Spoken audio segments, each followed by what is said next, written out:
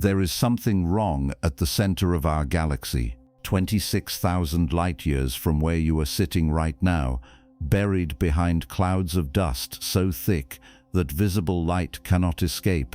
A supermassive black hole 4 million times the mass of our Sun is doing something it should not be doing. Its name is Sagittarius A star, and for the better part of a year, the James Webb Space Telescope has been watching it flicker, flare, and pulse with a relentless infrared glow that refuses to stop, not for a second, not for a breath. 5 to 6 major eruptions every single day, with smaller bursts filling the gaps in between, like a heart that beats too fast and never rests. That alone would be strange. But it gets worse, because when astronomers looked for the X-ray signature that should accompany those flares, the signature that has to be there according to every model we have of how black holes behave, they found nothing. Just silence, infrared light screaming out into the void, and no corresponding echo in X-rays, a signal that should not exist without its pair, a flare that breaks the rules. And that is not the only thing breaking the rules down there. Just a few hundred light-years away from Sagittarius A star, in a region so hostile that star formation should be impossible, the Webb telescope found stars being born anyway. Brand new protostars igniting in a zone we used to call forbidden. So what is happening at the heart of the Milky Way? Why is our galaxy's central black hole behaving like nothing we have ever seen? And what does it mean when the place we thought we understood best starts defying the physics we built to explain it? This is that story. Welcome to Magnetic Space. If you're new here, please subscribe. We make these documentaries every day, and honestly, we'd love to have you along for the ride. Before we begin, tell us in the comments where you're watching from and what time it is there. Now settle in. This is going to be a good one. 26,000 light-years.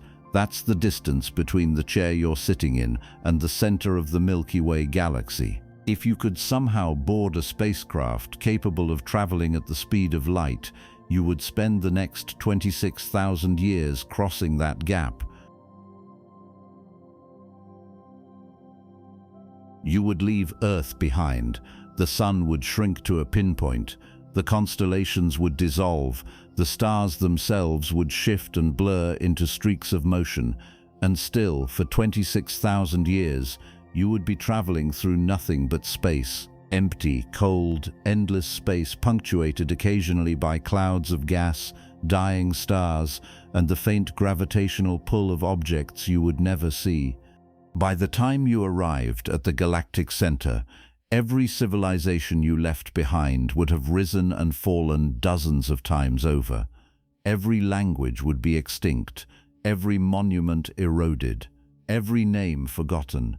And you would step out of your ship into a region of space so violent, so dense with radiation and gravitational chaos, that your arrival would be your death. 26,000 light-years is not a distance the human brain is built to process. We live on a planet 12,742 kilometers across. We walk distances measured in meters. We drive distances measured in kilometers. The farthest any human being has ever traveled from Earth is roughly 400,000 kilometers, the distance to the Moon. Neil Armstrong and Buzz Aldrin stood on the surface of another world, looked up, and saw home hanging in the black. That was far. That felt like the edge of everything. The galactic center is 246 quintillion kilometers away. Write that number out and it doesn't fit on a single line. Say it out loud and it loses all meaning. The mind gives up.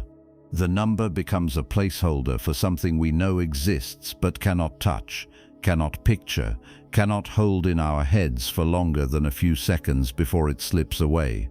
And yet, somehow, in the last few years, we have started to see it, not with our eyes, not by traveling there, but by building instruments sensitive enough to catch light that has been traveling toward us since before our species existed. Light that left the galactic center 26,000 years ago when Neanderthals still walked the Earth and the last ice age was in full swing. That light is arriving right now. It has been arriving every second of every day for as long as humans have looked up. We just didn't know how to read it. For most of human history, the center of our galaxy was invisible. Not because it wasn't there, but because we couldn't see through the dust. The Milky Way, our home galaxy, is a barred spiral roughly 100,000 light-years across. Picture a massive disk of stars, gas and dust, with spiral arms curling outward from a central bar-shaped bulge. Our solar system sits about 2/3 of the way out from the center, perched in a minor spiral arm called the Orion Spur. From our vantage point, when we look toward the galactic center, we're looking through the disk itself, through the dust lanes, the molecular clouds, the stellar nurseries, all the junk floating between here and there. Visible light doesn't make it through. It gets scattered, absorbed, blocked. For thousands of years, the brightest part of the Milky Way, the dense clouded band arcing across the night sky, was just that, a cloud, a smear. Ancient astronomers in Greece called it Galaxias Kyklos, the Milky Circle. The Romans called it Via Lactea, the Road of Milk. Every culture that looked up had a name for it, and none of them knew what it was. It wasn't until Galileo turned his telescope toward the Milky Way in 1610 that anyone realized the cloud was made of stars. Thousands of them, too faint and too close together to resolve with the naked eye. But even Galileo couldn't see the center. Even with better telescopes, even centuries later, the core remained hidden behind curtains of dust. It wasn't until the 20th century, with the development of radio and infrared astronomy, that we finally pierced the veil. Radio waves are long, infrared waves are warm. Both can pass through dust that visible light cannot. And when astronomers started building instruments capable of detecting those wavelengths, the galactic center stopped being a mystery and started being a problem. Because what they found sitting at the exact gravitational center of the Milky Way was an object so dense, so massive, and so completely invisible in ordinary light that it took decades just to confirm it existed. They called it Sagittarius A star. We're going to spend a lot of time talking about Sagittarius A star in this video, so let's be clear about what it is right from the start. It is a supermassive black hole. It weighs roughly 4 million times the mass of our Sun. It sits at the exact center of our galaxy, anchoring everything around it. Every star in the Milky Way, including ours, is in some sense orbiting that black hole. Not directly, not the way planets orbit a star, but the overall rotation of the galaxy, the grand slow spin of 200 billion stars moving together like a whirlpool, is shaped by the gravity of that central mass. Sagittarius A star is the reason the Milky Way holds together. It is the hub, the anchor, the weight at the center of the wheel. And for most of the time humans have known it existed, it has been quiet, not silent. Black holes are never truly silent. But compared to the supermassive black holes sitting at the centers of other galaxies, black holes that scream across the universe with jets of radiation so bright they outshine entire galaxies, Sagittarius A star has been almost polite. It sits there, it pulls in a little gas, it glows faintly in the radio spectrum. Astronomers have been watching it since the early 1990s, and for the most part, it behaved exactly the way a moderately hungry black hole should behave. Predictable, manageable, understood. Then the James Webb Space Telescope pointed its mirror at the galactic center, and everything changed. James Webb is not like Hubble. Hubble orbits Earth at an altitude of about 540 kilometers, just high enough to avoid atmospheric interference. It looks outward in visible and ultraviolet light, capturing some of the most iconic images of the universe ever taken: the pillars of creation, the deep field, 1,000 galaxies packed into a patch of sky the size of a grain of sand held at arm's length. Hubble changed astronomy. It made the invisible visible, but it had limits. Dust, for one. Hubble couldn't see through the thick clouds that block our view of the galactic center, and distance, for another. The farthest objects in the universe, the oldest galaxies, the light from the earliest stars, all of that had been stretched by the expansion of space into wavelengths too long for Hubble to detect. Infrared wavelengths. James Webb was built specifically to see what Hubble could not. It orbits the Sun roughly 15 million kilometers from Earth, far beyond the interference of our planet's atmosphere and the faint heat glow that radiates from anything near Earth. Its mirror is 5 meters across, more than twice the diameter of Hubble's, and it is coated in a thin layer of gold to maximize its sensitivity to infrared light. Gold, because gold reflects infrared better than almost any other material. The entire telescope is shielded behind a massive 5-layer sun shield the size of a tennis court, keeping its instruments at a temperature of about -230 degrees Celsius. Cold enough that the telescope's own heat doesn't drown out the faint infrared signals it's designed to detect. Webb doesn't just see further than Hubble. It sees different. Where Hubble captured visible light, the kind your eyes can detect, Webb captures heat, infrared radiation, the glow of warm dust, the stretched light from ancient galaxies, the faint emissions from objects too cool or too obscured to shine in visible wavelengths. And when astronomers aimed Webb's near-infrared camera, an instrument called near-eye cam, at Sagittarius A star, they were hoping to get a clearer picture of the accretion disk, the swirling cloud of gas and dust spiraling into the black hole. They expected to see some activity, maybe a flare here and there, maybe a few bursts of light, as clumps of matter got heated to millions of degrees before disappearing across the event horizon.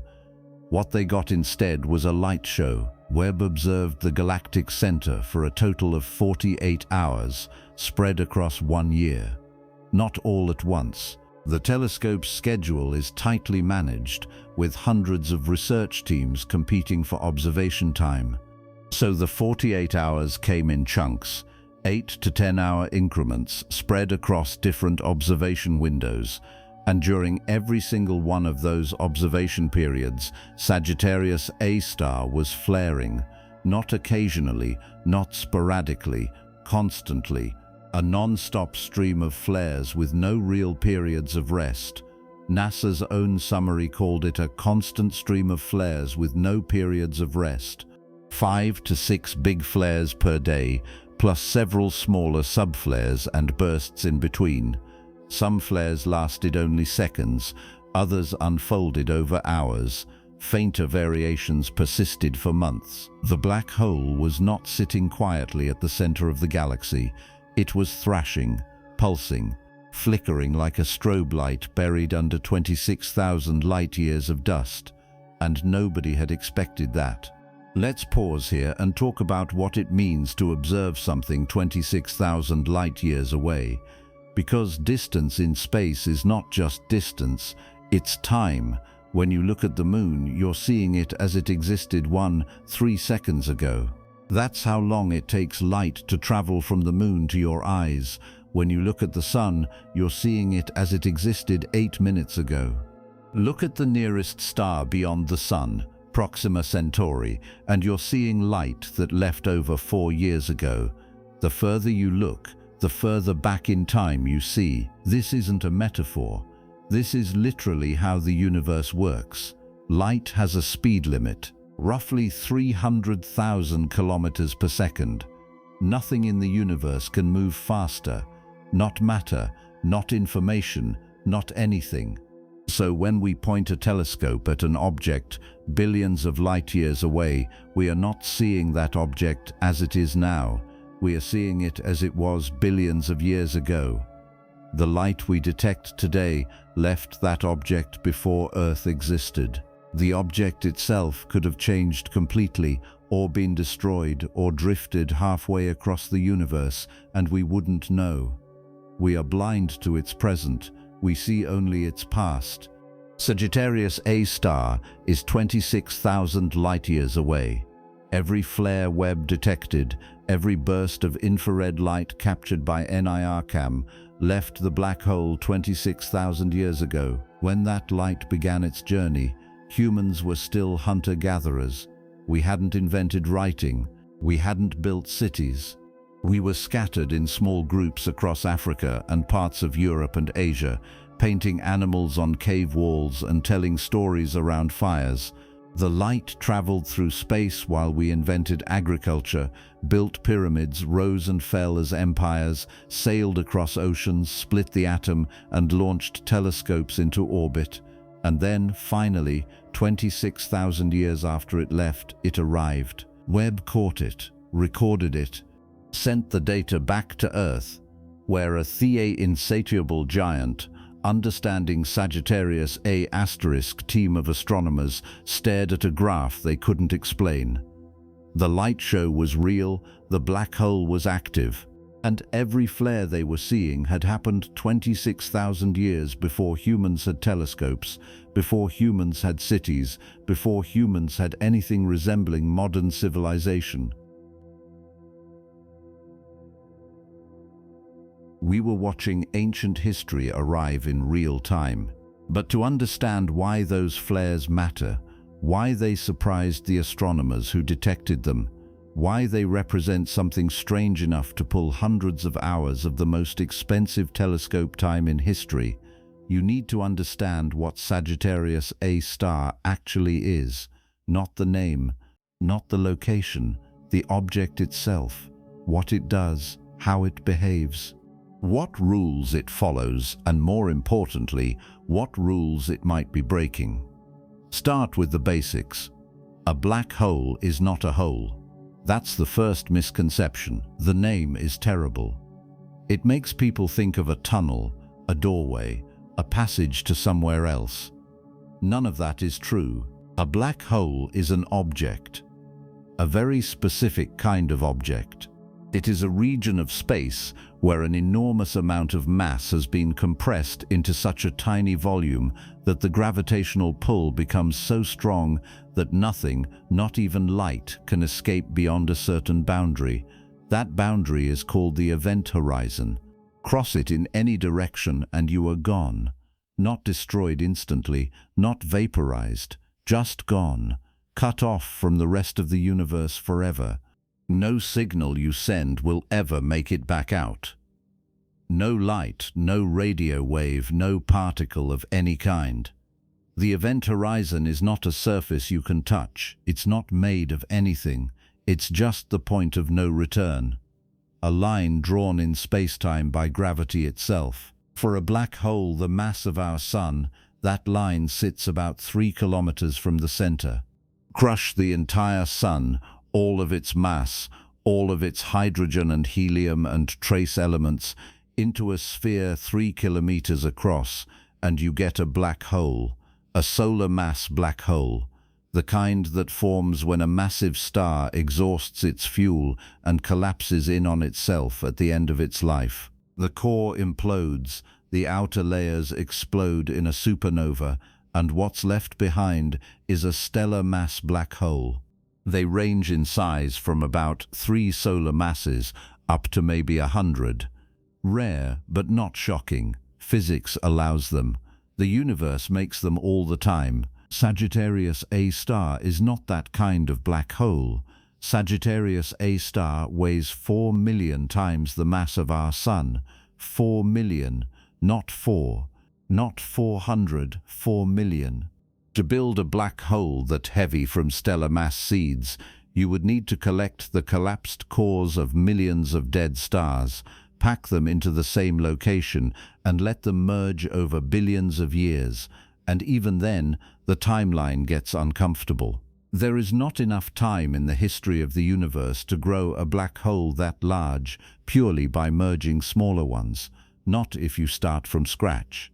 Not if you follow the rules, which means Sagittarius A star and every other supermassive black hole sitting at the center of every other large galaxy in the universe had to form some other way.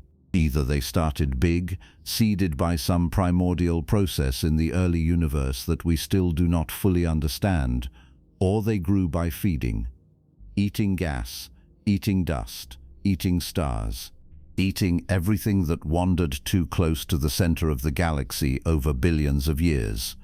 Slowly, patiently, adding mass one meal at a time until they reached the monstrous sizes we measure today. Supermassive black holes do not behave like stellar mass black holes. The event horizon of a 4 million solar mass black hole is not 3 kilometers across. It is roughly 24 million kilometers across. That is about 17 times the diameter of our Sun. If you could somehow place Sagittarius A star where our Sun currently sits, its event horizon would swallow Mercury whole. Venus would sit just outside the edge. Earth would orbit a black sphere of nothing 17 times wider than the Sun we currently orbit. The sky would be black in the direction of the Sun. No warmth, no light.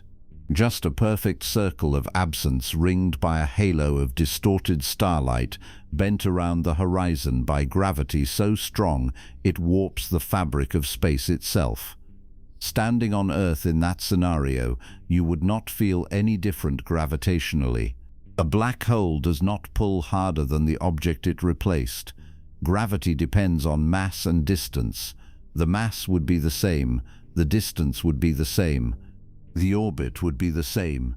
You would just be orbiting a monster instead of a star. The event horizon itself would be invisible. You would see it only by what it blocked. Stars that should be visible in that part of the sky would vanish as they passed behind it. The edge would be sharp, clean, absolute. On one side, the universe. On the other, nothing. The violence does not happen at the event horizon. It happens before you get there. Black holes do not hunt. They do not reach out and grab. They sit, they wait. And if something drifts close enough, gravity does the rest. Gas clouds, asteroids, comets, stars, anything that wanders into the gravitational well of a supermassive black hole begins to spiral inward, not straight down. Objects in space do not fall straight. They orbit, they spiral. They lose energy slowly through friction, through gravitational interactions, through collisions with other material already circling the drain. And as they spiral inward, they speed up. The closer you get to a black hole, the faster you have to move to stay in orbit. Near Earth, orbital velocity is about 8 kilometers per second. Near the event horizon of a 4 million solar mass black hole, orbital velocity approaches a significant fraction of the speed of light. The gas and dust spiraling into Sagittarius A star is moving at tens of thousands of kilometers per second. At those speeds, friction becomes catastrophic. Particles slam into each other, atoms collide, electrons get stripped away, and the material heats up. Not to hundreds of degrees, not to thousands, to millions. The gas near a black hole glows because it is being cooked by its own motion. That glow is what we detect. That glow is the accretion disk. The accretion disk around Sagittarius A star is not solid. It is not a ring you could walk on or a surface you could land a probe on. It is a chaotic swirling cloud of superheated plasma extending outward from the event horizon in a flattened disk shape. Some of that plasma is falling in. Some of it is being flung outward by magnetic fields twisted into corkscrews by the rotation of the black hole itself. Some of it is simply orbiting, trapped in a holding pattern, waiting for something to nudge it inward or outward. The disk is loud, not in the sense of sound, because space does not carry sound, but in the sense of energy, it radiates across the entire electromagnetic spectrum. Radio waves, infrared, visible light, ultraviolet, X-rays, gamma rays, every wavelength you can name, the accretion disk produces it. And the hotter the material gets, the more energetic the radiation becomes. This is where black holes become visible. The black hole itself emits nothing. It is black. The event horizon is a perfect absorber, but the material falling toward it, the doomed gas and dust spiraling ever closer, glows so brightly that it can outshine entire galaxies. The brightest objects in the universe are not stars. They are not supernovae. They are supermassive black holes feeding at the centers of active galaxies, surrounded by accretion disks so luminous that we can detect them from billions of light-years away. Astronomers call them quasars. Quasars are not a different kind of object. They are just supermassive black holes with enough food around them to produce an accretion disk bright enough to be seen across the universe. Sagittarius A star is not a quasar. It is not even close. Quasars produce light equivalent to trillions of suns. Sagittarius A star, on a good day, produces light equivalent to a few hundred suns at most. For a supermassive black hole sitting at the center of a galaxy containing hundreds of billions of stars, that is quiet, that is almost polite, and for decades that made sense. The galactic center is not a gas-rich environment. Most of the available fuel, the loose gas and dust that black holes feed on, was consumed billions of years ago. What is left is a sparse, hot, turbulent region filled mostly with old stars and ionized gas. There is not much to eat. The black hole is starving, not dead, not inactive, just running on fumes. Every so often, a gas cloud drifts too close. Every so often, a star passes near enough that tidal forces rip off some of its outer layers, and the black hole gets a snack. Those snacks produce flares, brief brightening events where the accretion disk heats up, glows a little brighter, and then fades back to its baseline. Astronomers have been detecting those flares since the 1990s. X-ray flares, infrared flares, radio flares, they happen, they are expected. They are part of the normal behavior of a black hole that is feeding slowly. What was not expected was the sheer number of flares Webb detected. 5 to 6 large flares per day, plus smaller subflares, plus ongoing variability that never really stopped. That is not a black hole sipping occasionally from a thin gas stream. That is a black hole in the middle of something more active, more chaotic, more sustained. And nobody has a clean explanation for where all that material is coming from. Tidal forces are part of the story. When a star orbits too close to a black hole, the side of the star facing the black hole experiences stronger gravity than the side facing away. That difference in gravitational pull stretches the star. If the star gets close enough, the tidal forces overcome the star's own gravity and the star gets ripped apart. Astronomers call this a tidal disruption event. The star does not explode. It does not go supernova.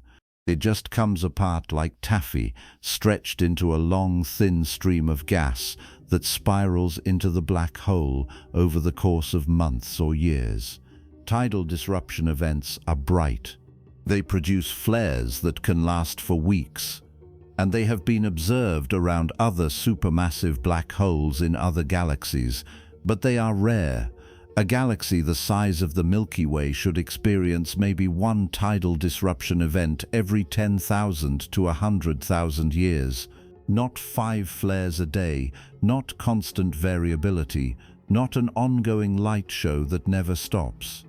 So if tidal disruptions are not the answer, what is? One possibility is that Sagittarius A star is pulling in gas from the stellar winds of nearby stars. Massive stars, the kind that live short, violent lives and die young. shed enormous amounts of material as they age.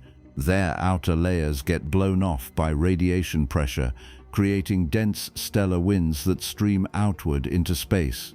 If enough of those stars are orbiting close to Sagittarius A star, and if their winds are colliding and compressing and funneling inward, the black hole could be feeding on a steady supply of preheated gas.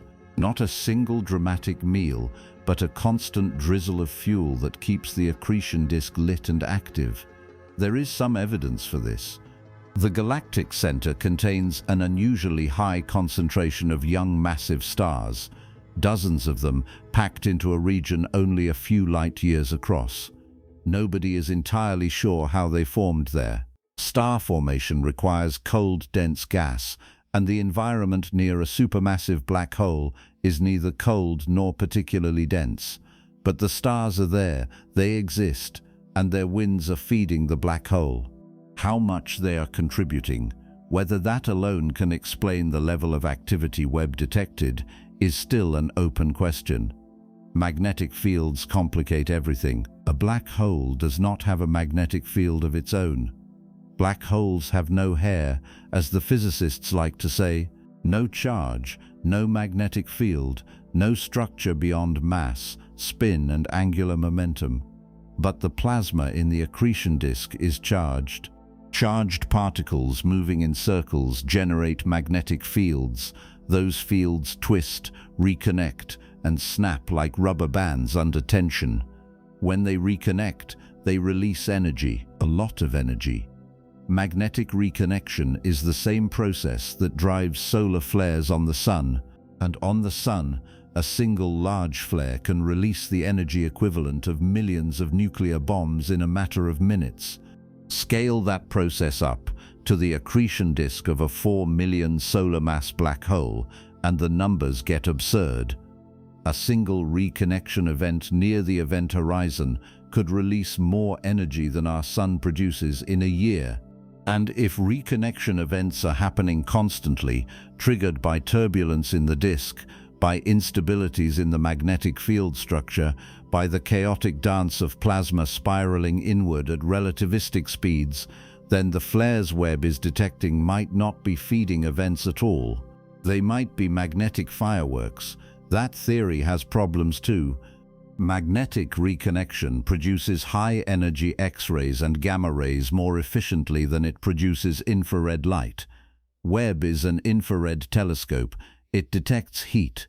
The flares it saw were thermal, warm dust, warm gas, warm plasma radiating in wavelengths that match objects heated to tens of thousands of degrees, not millions. If the flares were purely magnetic, Webb should have seen less, not more. The fact that the flares showed up so clearly in the infrared suggests something else is going on. Something that heats the surrounding material without necessarily accelerating it to the extreme energies you get from magnetic reconnection. One option that keeps coming up is that the accretion disk itself is unstable, not steadily feeding, not smoothly spiraling, clumpy, turbulent, prone to sudden bursts of infall where a dense blob of gas plunges inward, heats up rapidly, glows for a few hours, and then disappears across the event horizon. If the disk is feeding in bursts rather than in a steady stream, the flares would be irregular, unpredictable, and frequent. Exactly what Webb saw. The problem is we do not have a detailed model of what triggers those bursts. We can simulate accretion disks. We can run the equations. We can watch the plasma swirl and heat and radiate. But the simulations are messy. The physics is complicated, and every model makes slightly different predictions about how often flares should happen, how bright they should be, and how long they should last. None of the models predicted the constant activity Webb observed. Sagittarius A star has been studied for decades. The first hint of its existence came in the early 1970s when radio astronomers detected a compact, bright radio source sitting at the exact center of the Milky Way. They called it Sagittarius A because it was in the constellation Sagittarius and it was the brightest radio source in that region.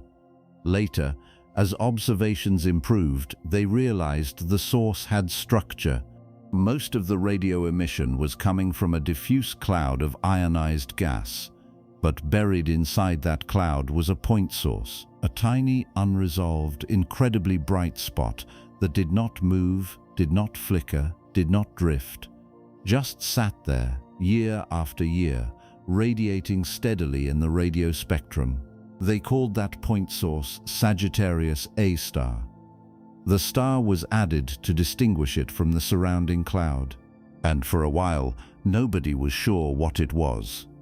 The breakthrough came in the 1990s when infrared telescopes finally became sensitive enough to track individual stars orbiting near the galactic center. Astronomers at the Max Planck Institute in Germany and at UCLA started monitoring a cluster of stars moving at insane speeds around an invisible central point. One star in particular, a blue giant called S2, became famous. S2 orbits Sagittarius A star once every 16 years. Its orbit is so close and its speed so high that at closest approach it reaches roughly 3% of the speed of light. 3%. That is 30,000 kilometers per second. Nothing reaches that speed unless it is orbiting something extraordinarily massive, packed into an extraordinarily small space. By tracking S2's orbit, measuring its speed, mapping its trajectory, astronomers calculated the mass of the object it was orbiting, 4 million solar masses, packed into a region smaller than the orbit of Mercury. The only object in physics that fits that description is a black hole. S2 is not alone. There are dozens of stars orbiting within a few light years of Sagittarius A star, all moving at speeds that would rip a solar system apart. Some of them complete an orbit in under a decade. One star, S62, holds the current record with an orbital period of just 9.5 years. These are not small, dim stars. Many of them are massive, bright, young stars that should not exist that close to a supermassive black hole. The radiation environment should have prevented them from forming. The tidal forces should have disrupted the gas clouds they formed from. But they are there, and their existence is one of the ongoing mysteries of the galactic center. The Event Horizon Telescope added another layer. In 2022, the same collaboration that imaged the black hole at the center of M87 turned their array of radio dishes towards Sagittarius A star.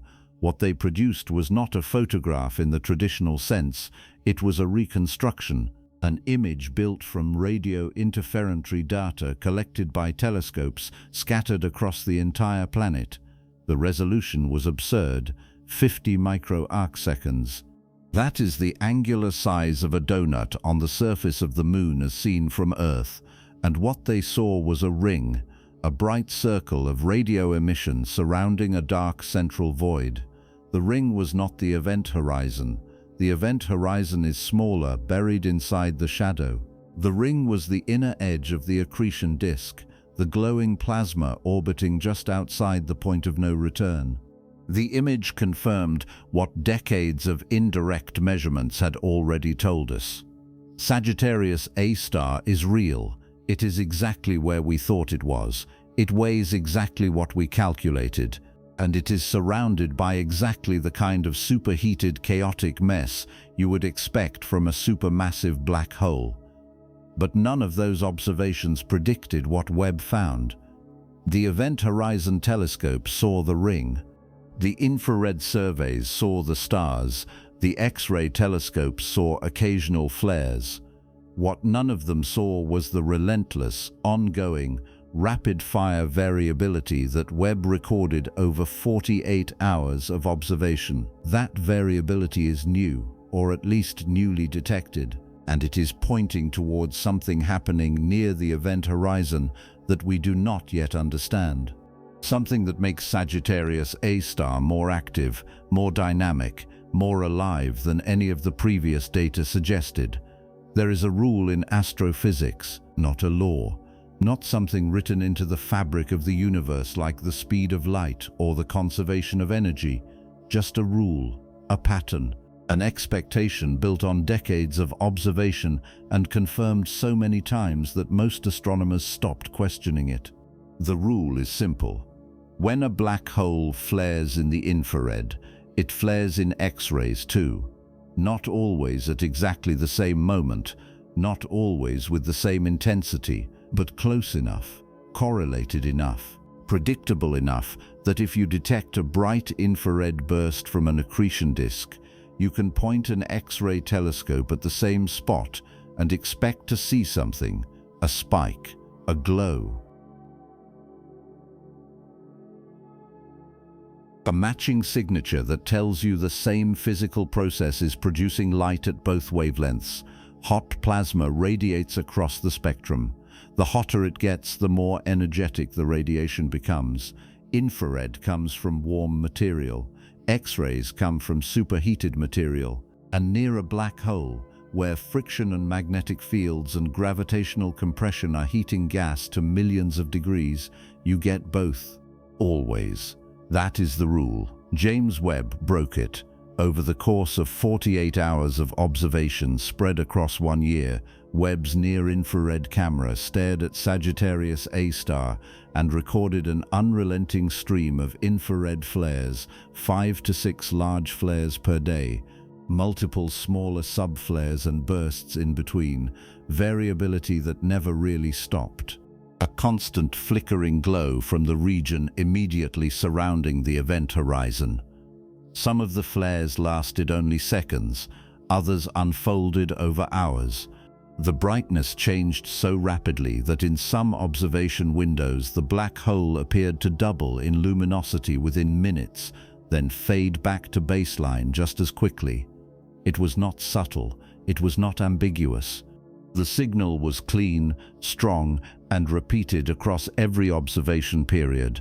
Sagittarius A star was lighting up in the infrared like a strobe buried under 26,000 years of dust, and when astronomers checked the corresponding X-ray data, they found nothing.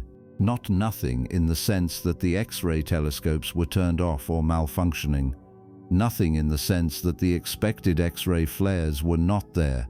Some X-ray activity was detected. Sagittarius A star is not completely quiet in X-rays. It produces a faint baseline glow, punctuated occasionally by brighter flares that match the kind of behavior you would expect from a black hole feeding slowly on diffuse gas. But those X-ray flares did not line up with the infrared flares Webb was seeing. The timing was off. The intensity was wrong. In many cases, a bright infrared flare that should have been accompanied by a strong X-ray signature had no X-ray counterpart at all. The infrared light was there, the X-rays were not, and that should not be possible. To understand why this is such a problem, you need to understand how black holes produce light in the first place, because black holes themselves do not glow. The event horizon is a perfect absorber. Anything that crosses it is gone. No light escapes, no radiation leaks out. The black hole is by definition black. What glows is the material around it, the accretion disk, the swirling cloud of gas and dust and plasma spiraling inward, heating up as it falls. That material does not heat evenly. It does not glow the same way at every distance from the event horizon. The closer you get, the faster the material is moving, the more violent the collisions become, and the hotter the gas gets. Far from the black hole, in the outer reaches of the accretion disk, the gas is relatively cool, a few thousand degrees, hot by human standards, but cold compared to what is happening closer in. That gas radiates in the infrared, warm dust, warm molecules, the kind of heat signature you would detect from a coal fire or a hot engine. Move closer, the gas heats up, 10,000 degrees, 100,000. The radiation shifts into the optical. The accretion disk starts glowing in visible light. Blue-white, bright enough to outshine stars. Closer still, and the temperatures climb into the millions. At that point, the gas is no longer gas in any normal sense. It is plasma, fully ionized, electrons stripped away from atoms by the sheer violence of the heat. Collisions between particles release energy in the form of X-rays and gamma rays, high-energy photons produced by high-energy interactions. This is the inner accretion disk, the region immediately surrounding the event horizon, where the material is moving at a significant fraction of the speed of light, where magnetic fields are twisted into corkscrews, where the radiation is so intense it can strip atoms apart just by passing through them. And this region, the hot inner disk, is where most of the X-rays come from. So here is the problem. When you see a flare in the infrared, the standard interpretation is that something in the outer or middle regions of the accretion disk just got hotter. A blob of gas fell inward, a magnetic field line reconnected, a shock wave passed through. Whatever the trigger, the result is the same. Material heats up, temperature rises, radiation increases. And because the heating process is not perfectly isolated, the energy does not stay confined to one part of the disk. It propagates, it spreads. Shock waves travel inward and outward. Magnetic fields carry energy across large distances.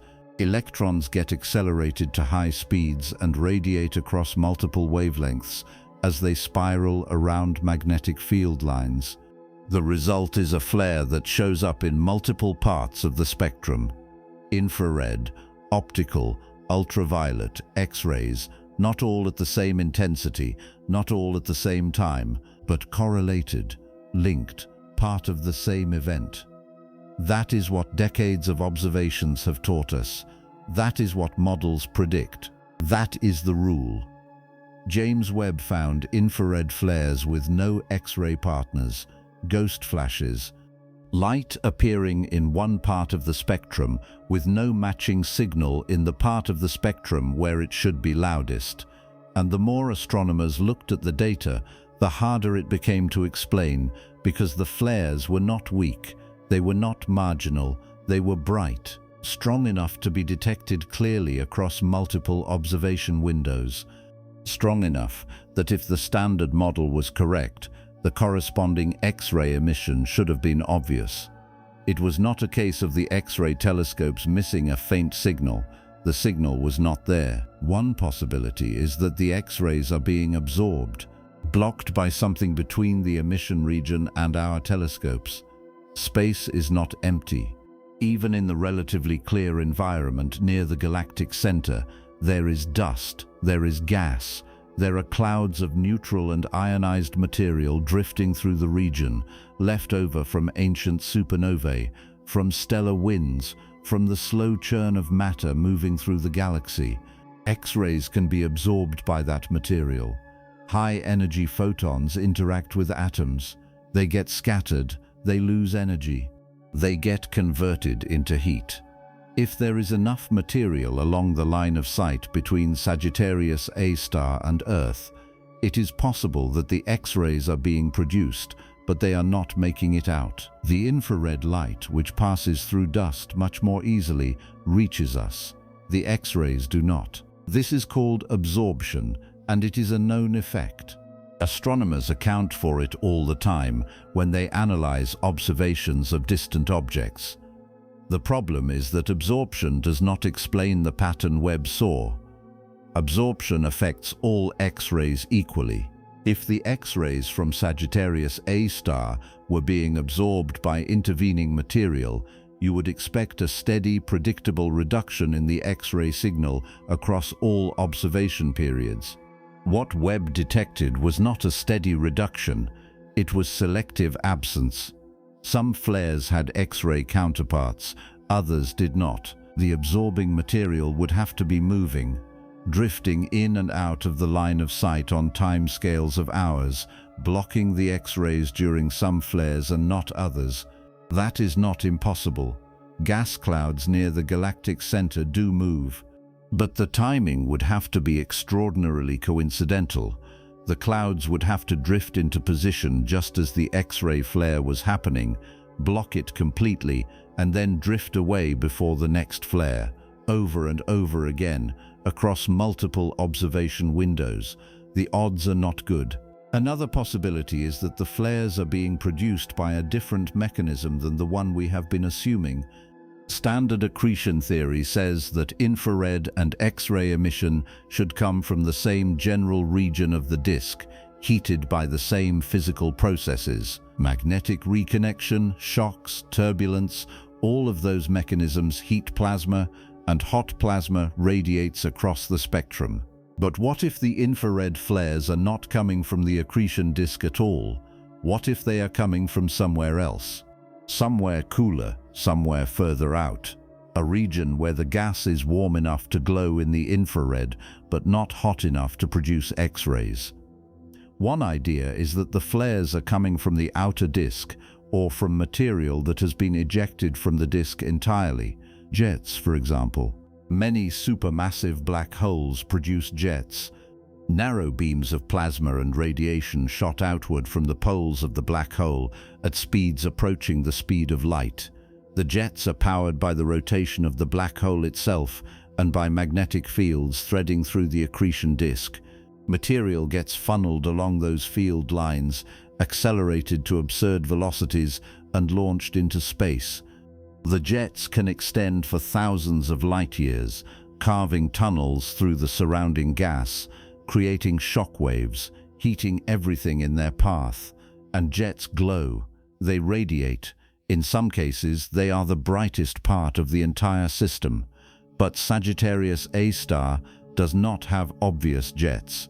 At least, not ones we have detected at the scale you see in other galaxies. If jets exist near Sagittarius A star, they are weak, faint, possibly intermittent, possibly pointed in a direction that makes them hard to see from Earth. If the infrared flares are coming from a jet or from jet-like outflows, that could explain why they do not have strong X-ray counterparts. Jet emission is complicated. It is produced by a mix of processes. Synchrotron radiation from electrons spiraling around magnetic fields, inverse Compton scattering where low-energy photons get boosted to higher energies by collisions with high-energy electrons, thermal emission from shocked gas. The relative contribution of each process depends on the conditions in the jet, the density, the magnetic field strength, the speed of the outflow. Under the right conditions, you could produce strong infrared emission with relatively weak X-ray emission. The spectrum would be skewed, tilted toward lower energies. It would not look like the standard accretion disk flare spectrum. It would look like something else. The challenge is that we do not have direct evidence of jets near Sagittarius A star strong enough to produce the flares Webb detected. Radio observations, which are very good at detecting jets, have not found anything obvious. There are hints, faint elongated structures in some radio maps that could be interpreted as jet-like, but nothing definitive, nothing that screams jet activity the way you see in other systems. If jets are responsible for the infrared flares, they are either very weak, or they are intermittent, or they are hidden by the surrounding material. Any of those options is possible. None of them is satisfying. Then there is the possibility that the emission mechanism is just different. That the physics happening near the event horizon of Sagittarius A star is not quite what the models predict. Black hole accretion is messy. The equations that describe how plasma behaves near a black hole are some of the hardest in all of physics. You are dealing with general relativity. You are dealing with magnetohydrodynamics. You are dealing with radiation transport, particle acceleration, turbulence, and magnetic reconnection all happening simultaneously in a region of space where the gravitational field is so strong that it warps time itself. The simulations we run are approximations. Very good approximations, tested against decades of observations, but approximations nonetheless. There are processes we do not fully understand, mechanisms we cannot yet model accurately, regimes of physics we have never directly tested in a laboratory because you cannot build a black hole in a lab. One of those regimes involves the behavior of particles very close to the event horizon, near the innermost stable circular orbit, the last point where matter can maintain a stable orbit before it plunges inward. The physics gets extreme. Particles are moving at significant fractions of the speed of light. Time dilation becomes significant. The gravitational redshift is enormous. Light emitted by a particle near the event horizon gets stretched to longer wavelengths by the time it escapes to a distance where we can detect it. Infrared light emitted near the horizon could be even redder by the time it reaches our telescopes. X-rays emitted at the same location might get redshifted into the ultraviolet or even lower. The spectrum gets distorted, shifted. The relative intensity of different wavelengths changes depending on where in the disk the emission is coming from and what path the light takes to escape. If the infrared flares are being produced very close to the event horizon, in a region where gravitational effects are extreme, the emission could be getting redshifted and distorted in ways that decouple the infrared signal from the X-ray signal. The X-rays are still being produced, but they are being shifted to lower energies, or they are being bent along paths that do not reach Earth, or they are being absorbed by material closer to the black hole before they can escape. The infrared light, being lower energy to begin with, makes it out. The result is an infrared flare with no matching X-ray counterpart, not because the physics is wrong, but because the geometry is hiding the X-rays from view. That explanation has its own problems. Redshift and light bending are well understood effects. Astronomers account for them routinely when they analyze black hole observations. If gravitational redshift was the explanation, the models should have predicted it. The fact that the observations surprised the researchers means the models were not predicting this behavior, which means either the models are missing something or the emission is coming from a region we have not been modeling correctly, or both. Magnetic reconnection keeps coming up. It is one of the most efficient ways to convert magnetic energy into heat and particle acceleration, and it happens all the time in accretion disks.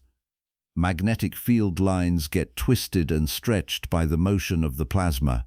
Eventually, they snap. The field lines reconnect in a lower energy configuration, and the energy difference gets dumped into the surrounding particles.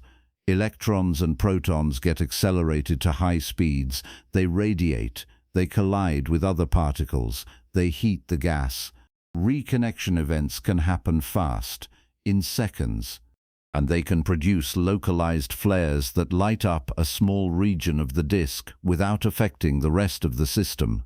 If reconnection is driving the flares, and if the reconnection is happening in a part of the disk where the magnetic field geometry is just right, you could, in theory, produce strong infrared emission without strong X-ray emission. The electrons get accelerated, but not to the extreme energies needed to produce hard X-rays. They radiate mostly in the infrared and maybe a bit in the optical.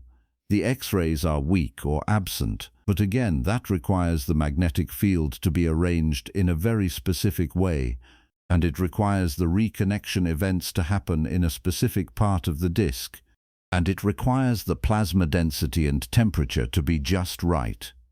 All of those conditions are possible, but engineering them to produce the exact pattern of flares Webb observed, 5 to 6 large events per day with multiple smaller ones in between, across observation windows separated by weeks and months, starts to feel like fine-tuning, like building a model specifically to match the observations without a deeper physical reason for why the system should behave that way. The honest answer is that nobody knows. The infrared flares are real. The absence of corresponding X-rays is real. And the explanations range from plausible to speculative to frankly hand-wavy. Each one has pieces that work and pieces that do not.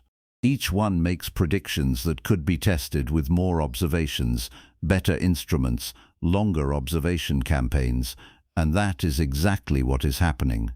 Astronomers are already planning follow-up observations with Webb, longer campaigns, continuous 24-hour observation windows that would allow them to track individual flares from start to finish without the gaps that come from splitting the observations into shorter chunks. They are coordinating with X-ray telescopes to catch the flares simultaneously in both wavelengths. They are building new models, refining old ones, testing every hypothesis they can think of. What makes this particularly frustrating is that Sagittarius A star is close. 26,000 light-years is nothing compared to the billions of light-years that separate us from most of the supermassive black holes we study. Sagittarius A star is our black hole. It is in our galaxy. It is sitting right there at the center, visible to every telescope we point in that direction. If we cannot figure out what is happening at the black hole in our own backyard, what hope do we have of understanding the ones halfway across the universe? The infrared anomaly is not just a puzzle, it is a reminder of how much we still do not know, how many gaps still exist in our models, how many assumptions we have been making that might not be correct. And the implications stretch beyond Sagittarius A star. If the infrared flares are being produced by a mechanism we do not fully understand, that mechanism is probably not unique to our galactic center.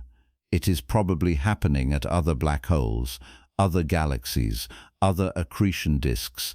We just have not been looking closely enough to notice. Webb is showing us details that were invisible before, and those details are revealing cracks in the foundation. Not catastrophic cracks, not the kind that bring the whole structure down, but cracks nonetheless, places where the theory does not quite match the reality, places where the equations are missing something.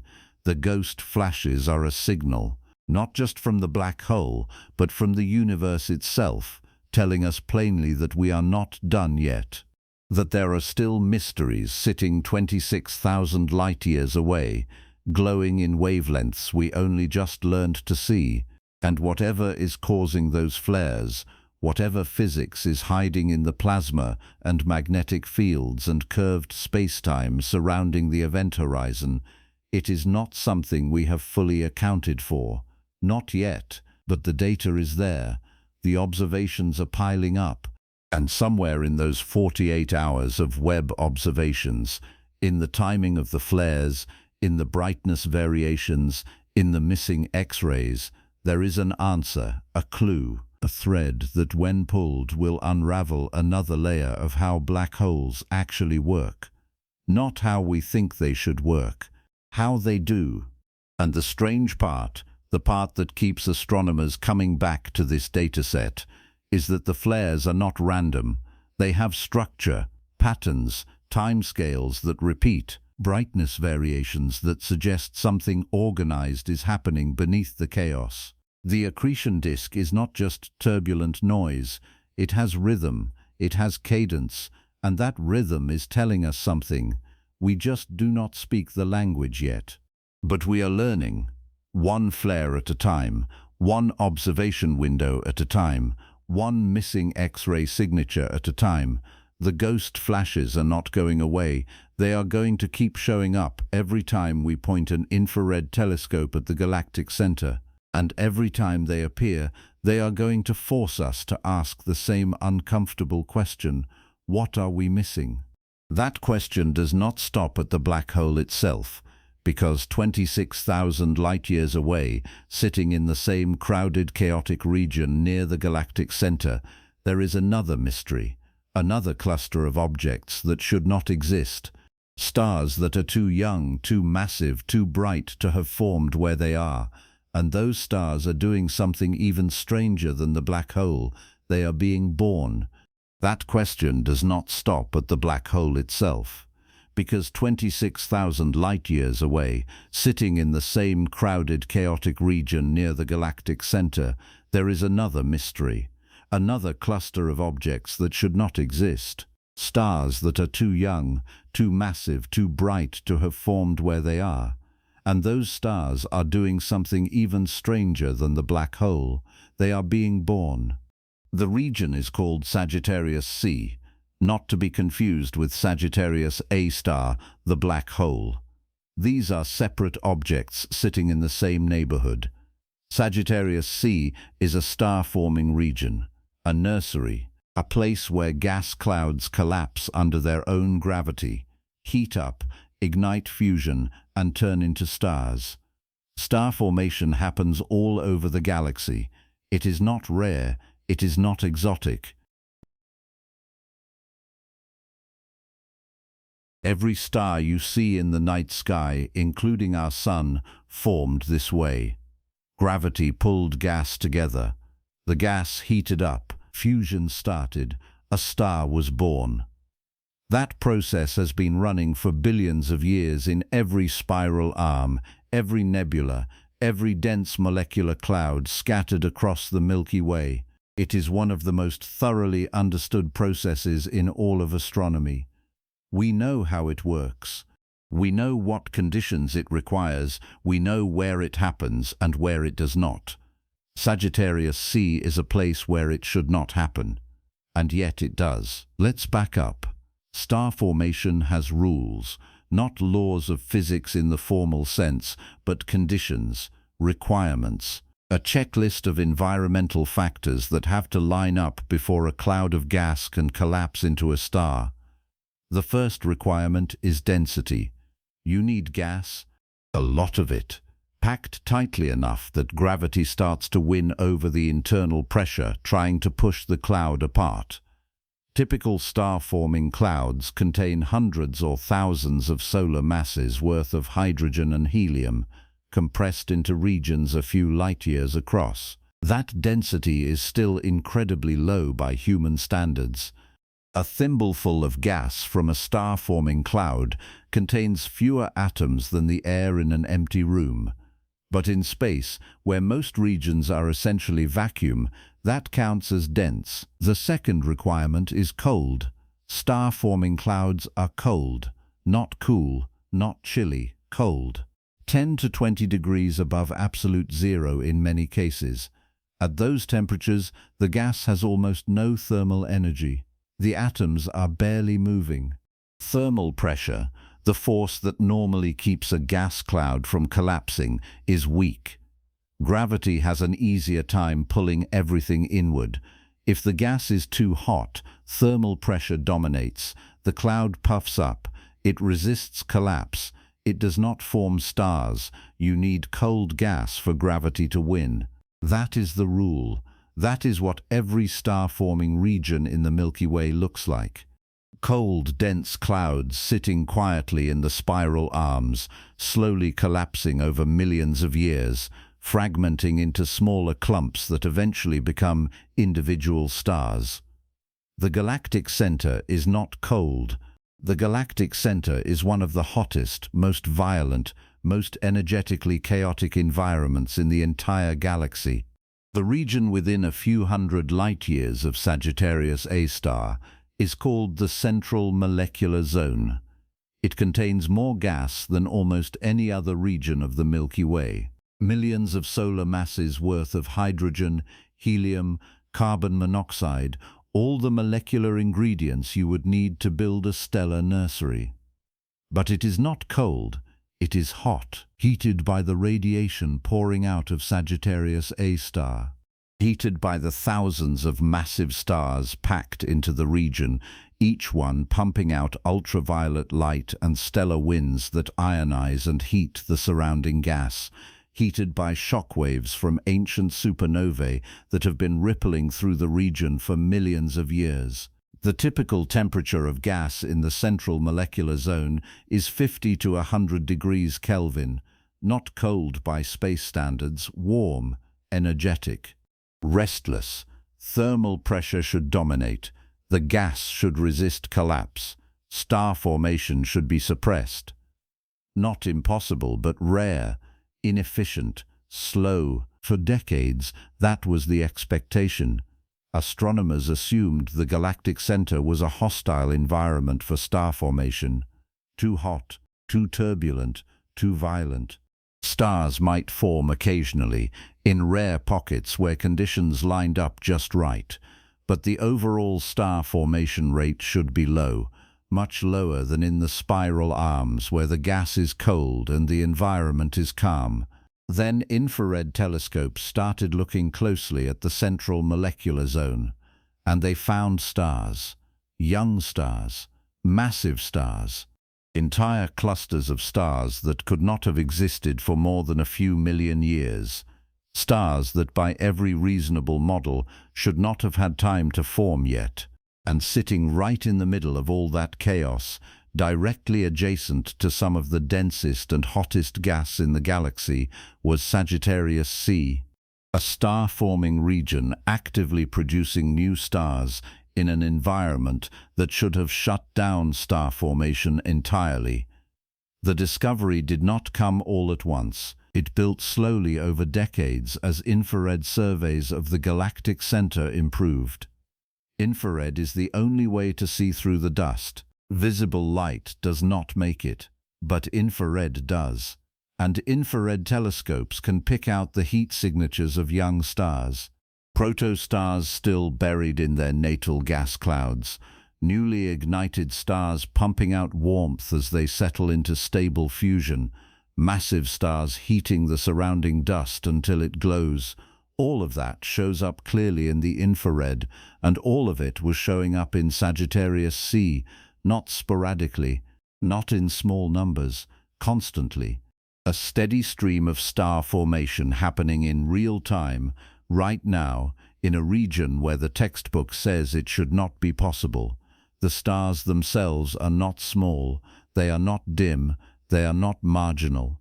Many of them are high-mass stars, 10, 20, 30 times the mass of our Sun. Stars that burn hot and bright and die young. Stars that produce intense radiation fields and powerful stellar winds. Stars that in any other part of the galaxy would be the dominant force in their local environment, shaping and heating the gas around them, triggering or suppressing star formation in nearby clouds. In Sagittarius C, they are being born in a region already dominated by radiation and turbulence, and somehow the process is not just limping along, it is thriving. So what is happening? How does a region this hostile produce stars this successfully? The short answer is nobody knows for sure. The longer answer is that astronomers have several ideas, and all of them involve breaking or bending the standard rules of star formation in ways that make theorists uncomfortable. The first idea is compression. If you cannot cool the gas, squeeze it. Take a cloud that is too hot to collapse on its own and compress it from the outside until gravity wins anyway. Thermal pressure can resist collapse, but only up to a point. If the density gets high enough, gravity takes over regardless of temperature. The challenge is finding something strong enough to compress the gas. Enter Sagittarius A star. The black hole itself is not static. It is not just sitting quietly at the center of the galaxy, passively pulling in gas. It is active. It flares. It heats material. It produces outflows. Not jets in the classical sense, not the kind of narrow beams you see in other galaxies, but winds, broad streams of hot ionized gas pushed outward by radiation pressure and magnetic fields. Those winds slam into the surrounding material, they create shock waves, and shock waves compress gas. If a shockwave hits a molecular cloud, it can squeeze the cloud hard enough to trigger collapse, even if the cloud is too hot to collapse on its own. The compression does what cooling normally does. It tips the balance in favor of gravity. This is not speculation. Shockwave-triggered star formation has been observed in other parts of the galaxy. Supernova remnants do it all the time. A massive star explodes. The blast wave expands outward at thousands of kilometers per second. It slams into nearby gas clouds. The clouds get compressed. Star formation starts. The Orion Nebula, one of the nearest and brightest star-forming regions visible from Earth, shows clear evidence of triggered star formation from past shockwaves. The mechanism works. The question is whether it works well enough to explain Sagittarius C, whether the outflows from Sagittarius A star are strong enough and persistent enough to compress enough gas to account for the observed level of star formation. Some models say yes. Simulations of the central molecular zone that include outflows from the black hole show that the outflows can create dense compressed shells of gas where star formation becomes possible. Other models are less convinced. The outflows from Sagittarius A star are weak compared to what you see in more active galaxies, and the star formation in Sagittarius C is not concentrated in neat shells around the black hole. It is scattered, distributed, not obviously correlated with where the outflows should be hitting hardest. The compression idea works in principle. Whether it works in practice for this specific case is still an open question. The second idea involves gravity from an unexpected source, not the black hole, not the stars, dark matter. The galactic center is expected to have a high concentration of dark matter. Dark matter does not emit light. It does not interact with normal matter except through gravity, but it has mass, and mass means gravity.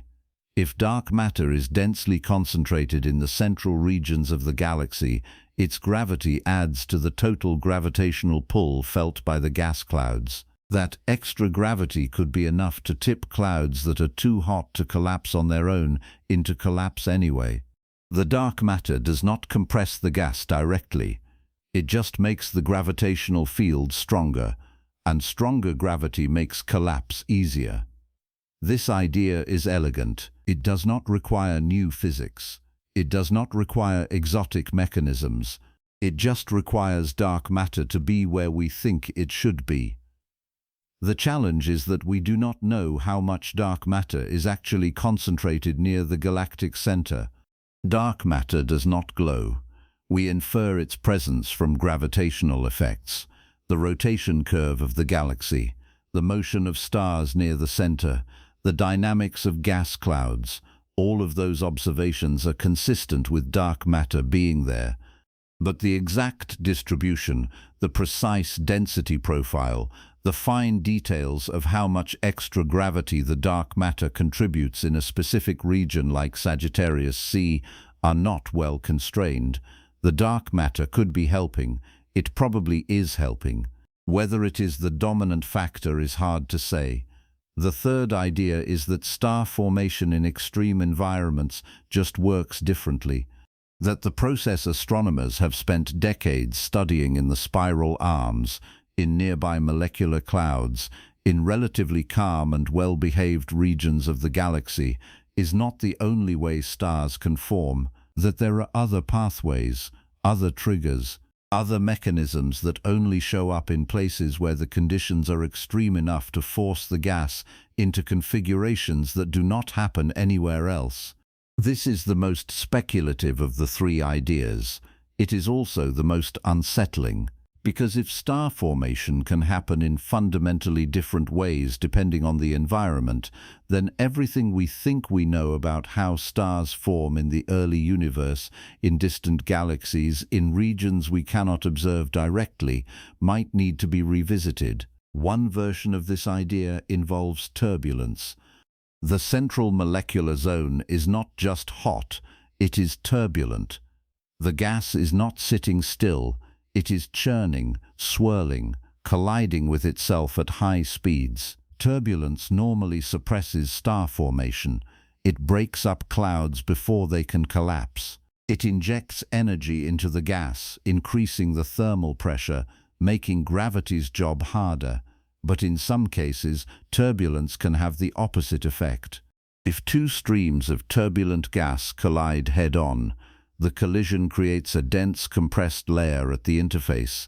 That layer can be dense enough and cold enough, at least locally, to collapse into stars. The surrounding gas is still hot and turbulent, but the collision zone is different, protected, isolated, a pocket of star formation embedded in an otherwise hostile environment. This mechanism has been observed in simulations and in a few real systems. It works. The question is whether it works at the scale needed to explain Sagittarius C, whether the turbulence in the central molecular zone is organized in the right way to produce enough collision zones to account for the observed star formation rate, whether the collisions are strong enough and frequent enough, whether the pockets of collapsed gas survive long enough to form stars before the turbulence tears them apart again. The answers are not clear. The observations are not detailed enough yet to map the turbulence at the resolution needed to test this idea directly. Another version involves magnetic fields. The central molecular zone is threaded with magnetic fields, strong ones. Fields generated by the motion of ionized gas, by the rotation of the galaxy, by currents flowing through the plasma. Magnetic fields can support gas clouds. They add pressure.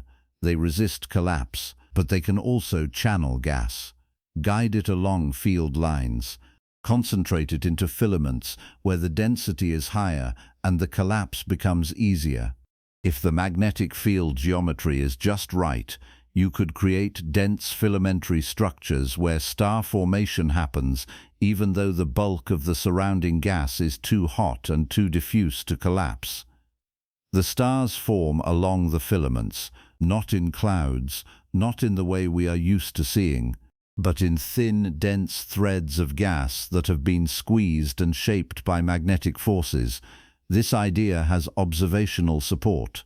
Infrared and submillimeter observations of the central molecular zone show filamentary structures all over the place, long, narrow lanes of dense gas stretching for tens of light years. Some of those filaments show signs of star formation, young stars embedded in the gas, protostars glowing in the infrared. The filaments are real, the star formation is real.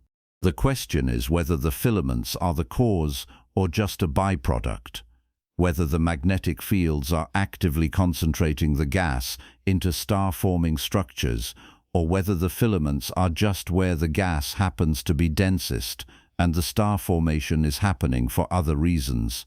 What makes Sagittarius C particularly interesting and particularly frustrating is that it sits right at the intersection of all these ideas. It is close enough to Sagittarius A star that outflows and shockwaves from the black hole could be compressing the gas. It is deep enough in the galactic center that dark matter concentrations could be contributing extra gravity. It is embedded in the central molecular zone where turbulence and magnetic fields are both strong and both capable of shaping the gas in unexpected ways. Any one of these mechanisms could be at work. All of them could be at work simultaneously. Disentangling which one is dominant, which ones are secondary, which ones are irrelevant, requires observations we do not have yet. Observations that can map the gas density, the temperature, the velocity, the magnetic field strength, and the star formation rate all at the same time, with enough resolution to see what is actually happening on the scale of individual collapsing clouds. James Webb is helping. Its infrared sensitivity is high enough to pick out individual protostars buried deep in the dust. Its spectroscopy is good enough to measure the temperature and composition of the gas surrounding those protostars. But Webb cannot map the entire region in one go.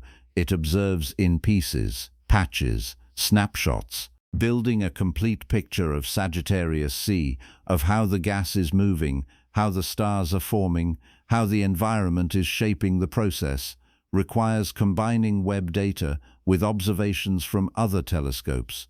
Radio observations that map the molecular gas, sub-millimeter observations that trace the dust, X-ray observations that pick out the hot ionized plasma. Each wavelength reveals a different piece of the puzzle, and the puzzle is enormous. The reason this matters extends far beyond the galactic center. Sagittarius C is not unique. Star formation in extreme environments is not a quirk of our galaxy. It is a general problem. The early universe was an extreme environment. The first galaxies were small, dense, turbulent. The gas was hot. The radiation fields were intense. The conditions were hostile, and yet stars formed. Lots of them. Fast enough to build entire galaxies in less than 1 billion years. If we cannot explain how star formation works in Sagittarius C, sitting 26,000 light-years away in our own galaxy, how are we supposed to explain how it worked in the early universe 10 billion light-years away, where we can barely resolve individual galaxies, let alone individual star-forming regions? Sagittarius C is a laboratory, a test case, a place where we can study extreme star formation up close with the best instruments we have in an environment we can observe in detail. And if the answer turns out to be that star formation in extreme environments does not follow the same rules as star formation in the calm, orderly spiral arms, then we need new rules, new models, new physics, not exotic physics. Not dark energy or extra dimensions or anything that requires rewriting the fundamental equations, just a better understanding of how gravity, pressure, turbulence, magnetic fields and radiation all interact in conditions that are messy and violent and far from equilibrium. The stars in Sagittarius C are not a curiosity, they are a challenge. A direct contradiction of the expectation that star formation should be suppressed near the galactic center, and every one of those stars is evidence that the universe does not care what our models predict. It does what it does. The gas collapses, the stars form, the radiation pours out, and somewhere in the data, in the infrared light captured by Webb, in the radio maps tracing molecular clouds, in the X-ray observations of hot plasma, there is an explanation, a mechanism, a process that makes sense of how stars can be born in a place that should be killing them. We just have to find it. And finding it matters because those stars are not passive. They are not just sitting there glowing quietly. They are interacting with their environment, heating the gas around them, producing stellar winds, exploding as supernovae after a few million years. Each one of those interactions feeds back into the system, changes the conditions, makes future star formation easier or harder depending on how the energy gets deposited. Sagittarius C is not a static snapshot. It is a dynamic, evolving system where star formation and feedback and turbulence and magnetic fields are all happening at once, influencing each other in ways that create patterns we are only just beginning to see. The black hole gets the attention.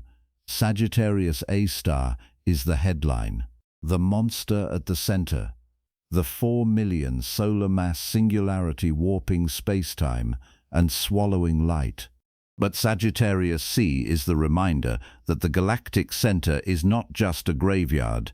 It is not just a place where things fall in and disappear. It is also a place where things are being born, where the universe is building new stars out of raw material in conditions that should make building anything impossible.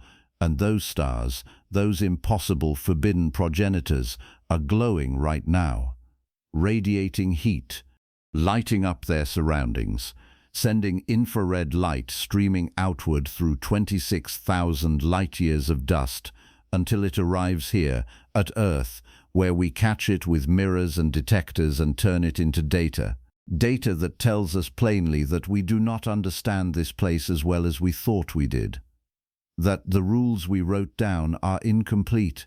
That the galactic center is still teaching us lessons we are only just learning to read.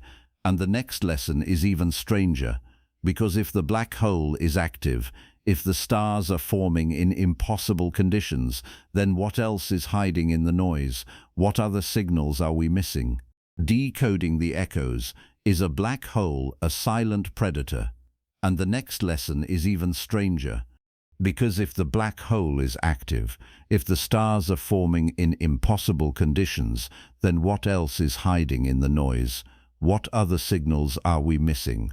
What else is Sagittarius A star doing that we have not noticed yet because we were too busy listening to the wrong frequencies? That question brings us to one of the strangest and most widely misunderstood phenomena in modern astronomy: the sound of a black hole. If you have been anywhere near social media in the last few years, you have probably seen the headlines: NASA releases audio of a black hole. Listen to the eerie sound of a supermassive black hole. Scientists record the terrifying noise from the center of the galaxy. The clips went viral, tens of millions of views. Comment sections filled with people describing the audio as creepy, unsettling, like something out of a horror movie. Some called it the voice of the void. Others said it sounded like the universe screaming. A few people, predictably, claimed it was proof of demons or interdimensional beings or whatever else sells clicks that week. The truth is both more complicated and more interesting than any of those headlines suggest. And to understand what is actually happening, what NASA actually recorded, and why it matters, you need to understand what sound is. Not the experience of sound, not the subjective sensation of hearing something, the physics, the mechanics. What sound actually is at the level of atoms and molecules and the medium those atoms and molecules are moving through. Sound is a pressure wave. That is it. That is all it is. When you clap your hands, you compress the air between your palms. That compression creates a region of slightly higher pressure. The high-pressure region pushes outward against the surrounding air. The surrounding air pushes back. The pressure wave propagates. It travels outward in all directions at the speed of sound, roughly 340 meters per second at sea level. When that wave reaches your ear, it pushes on your eardrum. Your eardrum vibrates. Those vibrations get converted into electrical signals by tiny hair cells in your inner ear. Your brain interprets those signals as sound. Clap. You hear it because a pressure wave traveled through the air from your hands to your ears. Sound requires a medium. Air works, water works, steel works. Any material that can be compressed and decompressed will carry sound waves. The denser the material, the faster sound travels. Sound moves faster through water than through air, faster through steel than through water. In a vacuum, sound does not travel at all. There is no medium, no atoms to compress, no pressure to propagate. Waves cannot form. If you clapped your hands in the vacuum of space, your hands would make contact, but no sound wave would propagate outward. Someone floating 10 meters away would see your hands move together. They would not hear anything, not because the sound is too faint, because the sound does not exist. There is no air to carry it. This is why every astronomer on the planet cringes when they see a headline claiming NASA recorded the sound of a black hole. Black holes sit in space. Space is a vacuum. Vacuums do not carry sound. You cannot record sound where there is no medium to carry it. The whole premise, taken literally, is nonsense, and yet the headlines keep showing up. The audio clips keep circulating, and NASA keeps releasing them.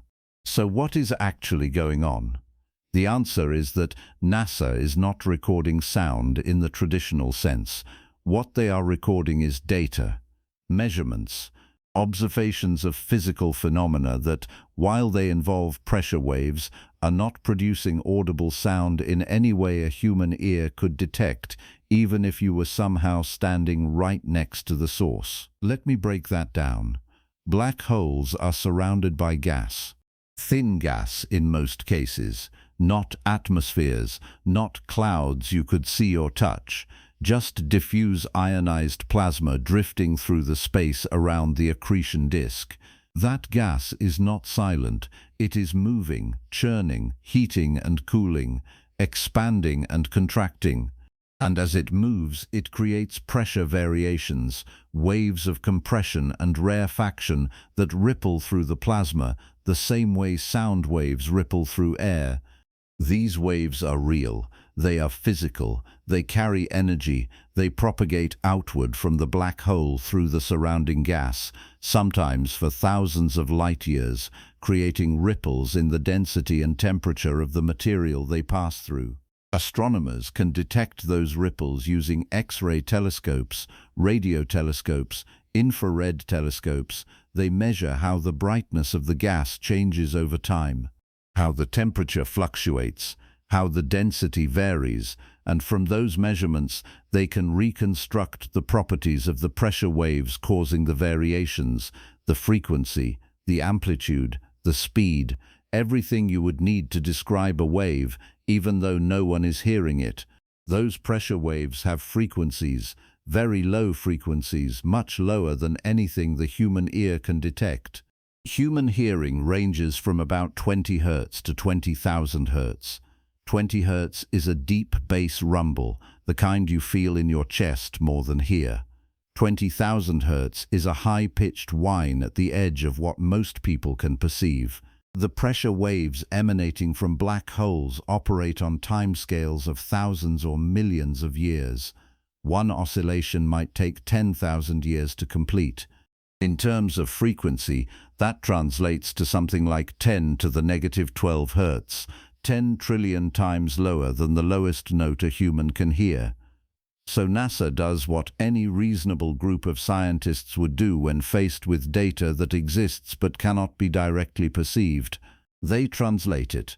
They take the frequency of the pressure wave, the one oscillating over 10,000 years, and they speed it up, shift it, compress it in time until the frequency falls into the range of human hearing. This process is called sonification. It is not recording sound, it is converting data into sound, taking numbers, measurements, observations, and mapping them onto audio frequencies so that humans can experience them in a form our brains are wired to process. Sonification is a tool, a way of exploring data, a technique used in fields ranging from astronomy to seismology to medical imaging.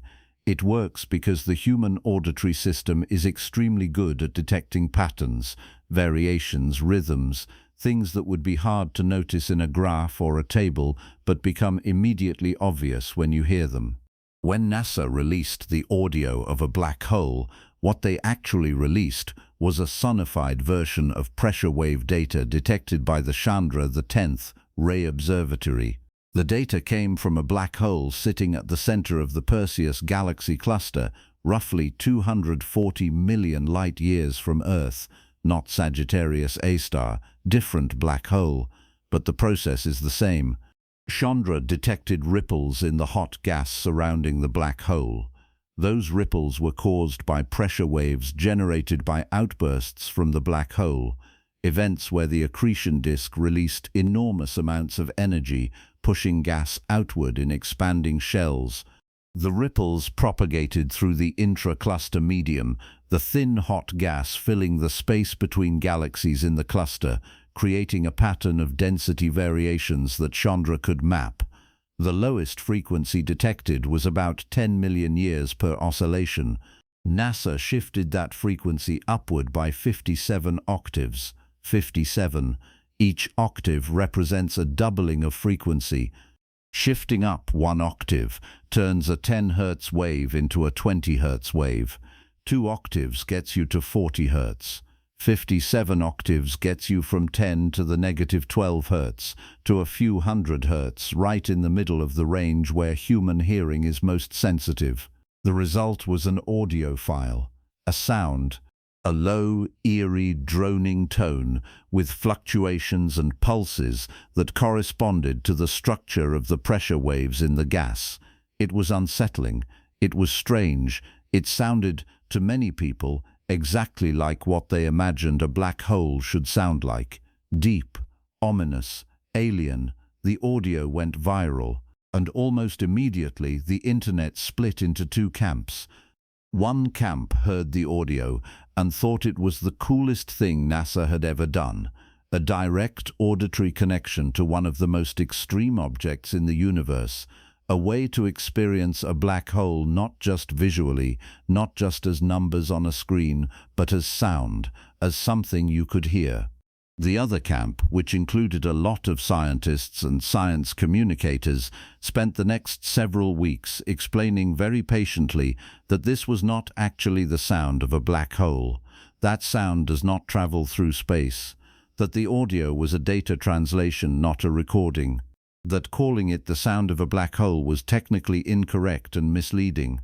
Both camps were right, and both camps were missing part of the picture. Yes, the audio is sonified data. Yes, it is not a recording of sound traveling through space in the way we normally think about sound. But the pressure waves are real, the oscillations are real. The physical process generating those waves is the same process that generates sound waves in air. Compression and rarefaction propagating through a medium. The only difference is the medium and the time scale. The medium is ionized plasma instead of air. The timescale is millions of years instead of milliseconds, but the physics is the same. The waves are carrying energy. They are moving through a substance. They are doing exactly what sound waves do, just in an environment and at a scale that makes them inaudible to any biological ear. Calling it sound is not wrong. It is just incomplete. It is a shorthand, a simplification, a way of communicating something true about the universe in a form that people can understand and engage with. And here is the part that gets lost in the argument over terminology. The pressure waves matter. They are not just a curiosity. They are not just something cool that NASA turned into audio for public outreach. They are a tool, a diagnostic, a way of probing the environment around a black hole and learning things that would be impossible to learn any other way. When a black hole releases energy, either through flares, through jets, through outflows, that energy has to go somewhere. It does not just vanish.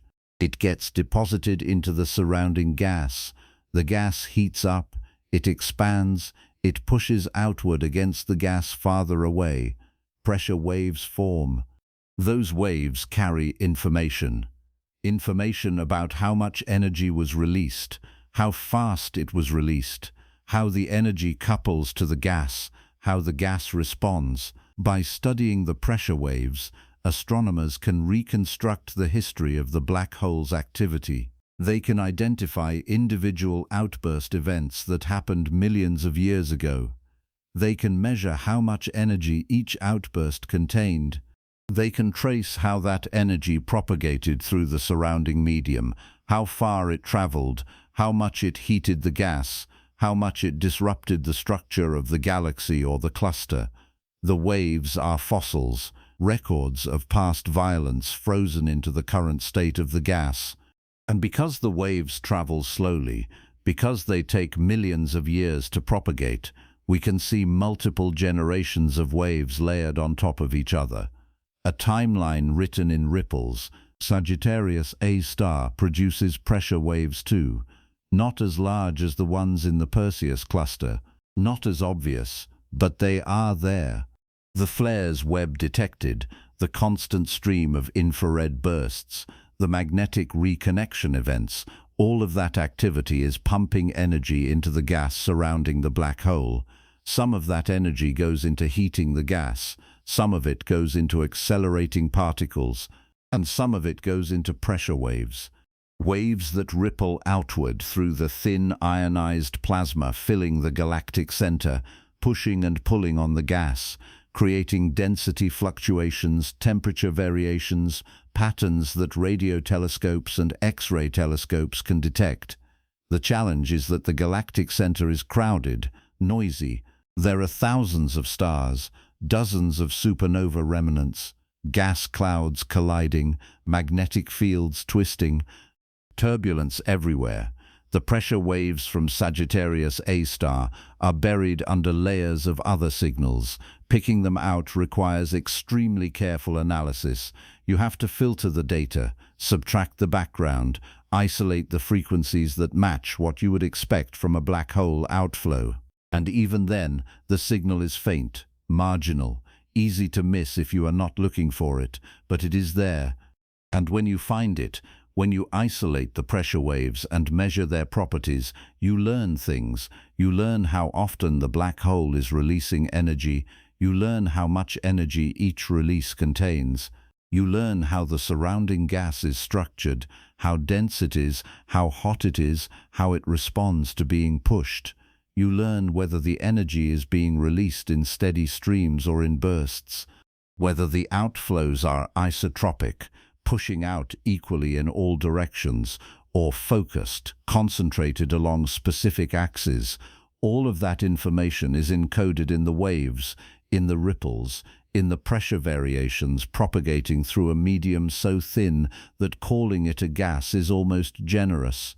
This is why astronomers care about the sound of a black hole, even though it is not sound in the traditional sense. Because the waves are real. The physics is real, the information is real, and sonification, turning those waves into audio, is not just a gimmick. It is a way of making the data accessible, a way of letting people, including scientists, experience the structure of the data in a form that reveals patterns the eye might miss. Human hearing is astonishingly good at picking out rhythms, periodicities, variations. Things that show up as subtle wiggles in a graph become immediately obvious when you hear them. Sonification has been used to discover pulsars, to identify glitches in gravitational wave data, to spot anomalies in seismic records. It works. It is a legitimate scientific tool dressed up in a headline that makes it sound like a Halloween sound effect. The pressure waves also tell us something deeper. Something about the nature of black holes as objects in the universe. For a long time, the popular image of a black hole was a silent predator, a dark, quiet, invisible thing sitting in space, waiting for something to wander too close. The event horizon was a one-way door. Everything that crossed it disappeared without a trace. No light, no sound, no signal, just silence. That image is not entirely wrong. The event horizon does absorb everything. Once you cross it, you are gone. But the image is incomplete because it ignores everything that happens before you get there. The accretion disk, the jets, the outflows, the radiation, the pressure waves, all of that is the black hole interacting with its environment, communicating, broadcasting, leaving a mark. Black holes are not silent, they are loud. Not in the sense that they produce audible sound, but in the sense that they produce signals, lots of signals, across every part of the electromagnetic spectrum and beyond. Radio waves from synchrotron radiation, infrared from warm dust, optical and ultraviolet from the accretion disk, X-rays and gamma rays from the hottest plasma, gravitational waves when two black holes merge, neutrinos from particle interactions near the event horizon, cosmic rays accelerated to near light speed and flung outward into the galaxy, and pressure waves, ripples in the gas, echoes of energy released and deposited and propagated outward through the medium surrounding the black hole. Every one of those signals is a message, a piece of information about what the black hole is doing, how it is feeding, how it is affecting the space around it. The term silent predator is a relic, a holdover from an earlier era when black holes were theoretical objects, solutions to equations, things that might exist but had never been directly observed. When astronomers started finding them, started measuring them, started watching them in action, the silence disappeared. Black holes turned out to be some of the loudest objects in the universe, and the pressure waves, the sounds that are not quite sounds, are part of that loudness, part of the symphony of signals that black holes produce just by existing, by feeding, by interacting with the universe around them. There is another layer to this. The pressure waves do more than carry information. They shape the environment. They are not passive. They are not just ripples passing through the gas and leaving it unchanged. The waves carry energy, and that energy does work. It heats the gas. It stirs it. It prevents it from cooling and collapsing. In galaxy clusters, pressure waves from the central black hole are one of the main mechanisms regulating star formation. Without those waves, the gas in the cluster would cool, condense, and form stars at a rate hundreds of times higher than what is observed. The waves keep the gas hot. They keep it diffuse.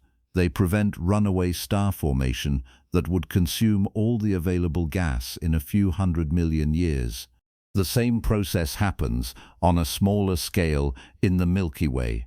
The pressure waves from Sagittarius A star are not strong enough to regulate star formation across the entire galaxy, but they matter locally. They shape the environment in the central molecular zone.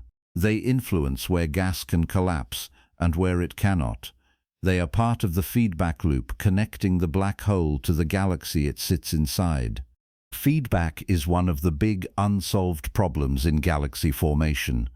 Simulations of how galaxies grow over cosmic time consistently predict too many stars, too much star formation, too much gas turning into stars too quickly. Real galaxies do not behave that way. They form stars at a measured pace, converting only a small fraction of their available gas into stars over billions of years. Something is regulating the process. Something is preventing the gas from collapsing and forming stars as efficiently as it could. The leading candidate is feedback from supermassive black holes. Energy released by the accretion disk, by jets, by outflows, heats the gas, stirs it, pushes it around, and makes star formation harder. The pressure waves are part of that feedback. They are the mechanism by which energy released near the event horizon propagates outward and influences the gas hundreds or thousands of light years away. Understanding the pressure waves, measuring their properties, mapping how they travel through the galaxy is one of the keys to understanding how galaxies work, how they regulate themselves, how they avoid turning all their gas into stars in one catastrophic burst. The waves are not a sideshow. They are central to the story of galaxy evolution, and the sound, the audio files NASA releases, the viral clips that get millions of views and spark arguments in the comments are a gateway, a way into the science. A way of getting people to care about pressure waves in ionized plasma by giving them something they can hear, something they can experience, something that connects emotionally even if the technical details are buried under layers of simplification. The irony is that the people who complain most loudly about the terminology, about calling it sound when it is not really sound, are often missing the point. The goal is not to be technically precise in a headline. The goal is to communicate, to translate, to take something that exists in a form humans cannot directly perceive and make it perceivable. Sonification does that. It works. It gets people interested. It opens doors. And once the door is open, once someone is engaged and curious and asking questions, then you can explain the details. Then you can talk about pressure waves and plasma and timescales and frequency shifts.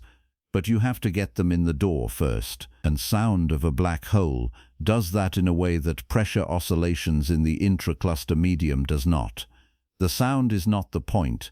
The sound is the hook. The point is the physics, the waves, the energy, the feedback, the information. The fact that black holes are not isolated objects sitting in empty space but active participants in the evolution of galaxies, constantly interacting with their surroundings, leaving marks that persist for millions of years, marks we can detect and measure and learn from. And if turning those marks into audio helps people understand that, helps them care about it, then the simplification is worth it. The shorthand is worth it. The viral headline is worth it. Because the alternative is silence, not the silence of a vacuum, the silence of indifference, the silence of data that never gets communicated, observations that never leave the pages of a journal, discoveries that matter to 5 people in the world and no one else. Astronomy is expensive. Telescopes cost billions. Missions take decades. Careers are spent chasing questions that might not have answers. The only way that enterprise continues, the only way the public supports it, is if people care, if they feel connected, if they see the universe not as a collection of numbers and equations, but as a place, a real place, a place that makes sounds, even if those sounds are translated, shifted, sonified. A place that is loud and strange and worth listening to, and Sagittarius A star, sitting 26,000 light-years away, is part of that place. The flares Webb detected are part of that loudness. The pressure waves rippling through the galactic center are part of that strangeness. And somewhere in all of that noise, in all of that activity, in all of the signals we are detecting and the signals we are still missing, there is something else, something we have not talked about yet, something that does not glow, does not flare, does not make sound or pressure waves or any signal we can detect directly, something that is there only because of what it does to everything around it. The invisible mass, the scaffolding, the thing holding the galaxy together. Dark matter, and it is time to talk about what role it might be playing in all of this chaos. And Sagittarius A star, sitting 26,000 light-years away, is part of that place. The flares Webb detected are part of that loudness. The pressure waves rippling through the galactic center are part of that strangeness. And somewhere in all of that noise, in all of that activity, in all of the signals we are detecting and the signals we are still missing, there is something else, something we have not talked about yet. Something that does not glow, does not flare, does not make sound or pressure waves or any signal we can detect directly, something that is there only because of what it does to everything around it. The invisible mass, the scaffolding, the thing holding the galaxy together, dark matter. And it is time to talk about what role it might be playing in all of this chaos. Here is the uncomfortable truth that sits at the foundation of modern cosmology. We do not know what most of the universe is made of. Not approximately, not roughly, we have no idea.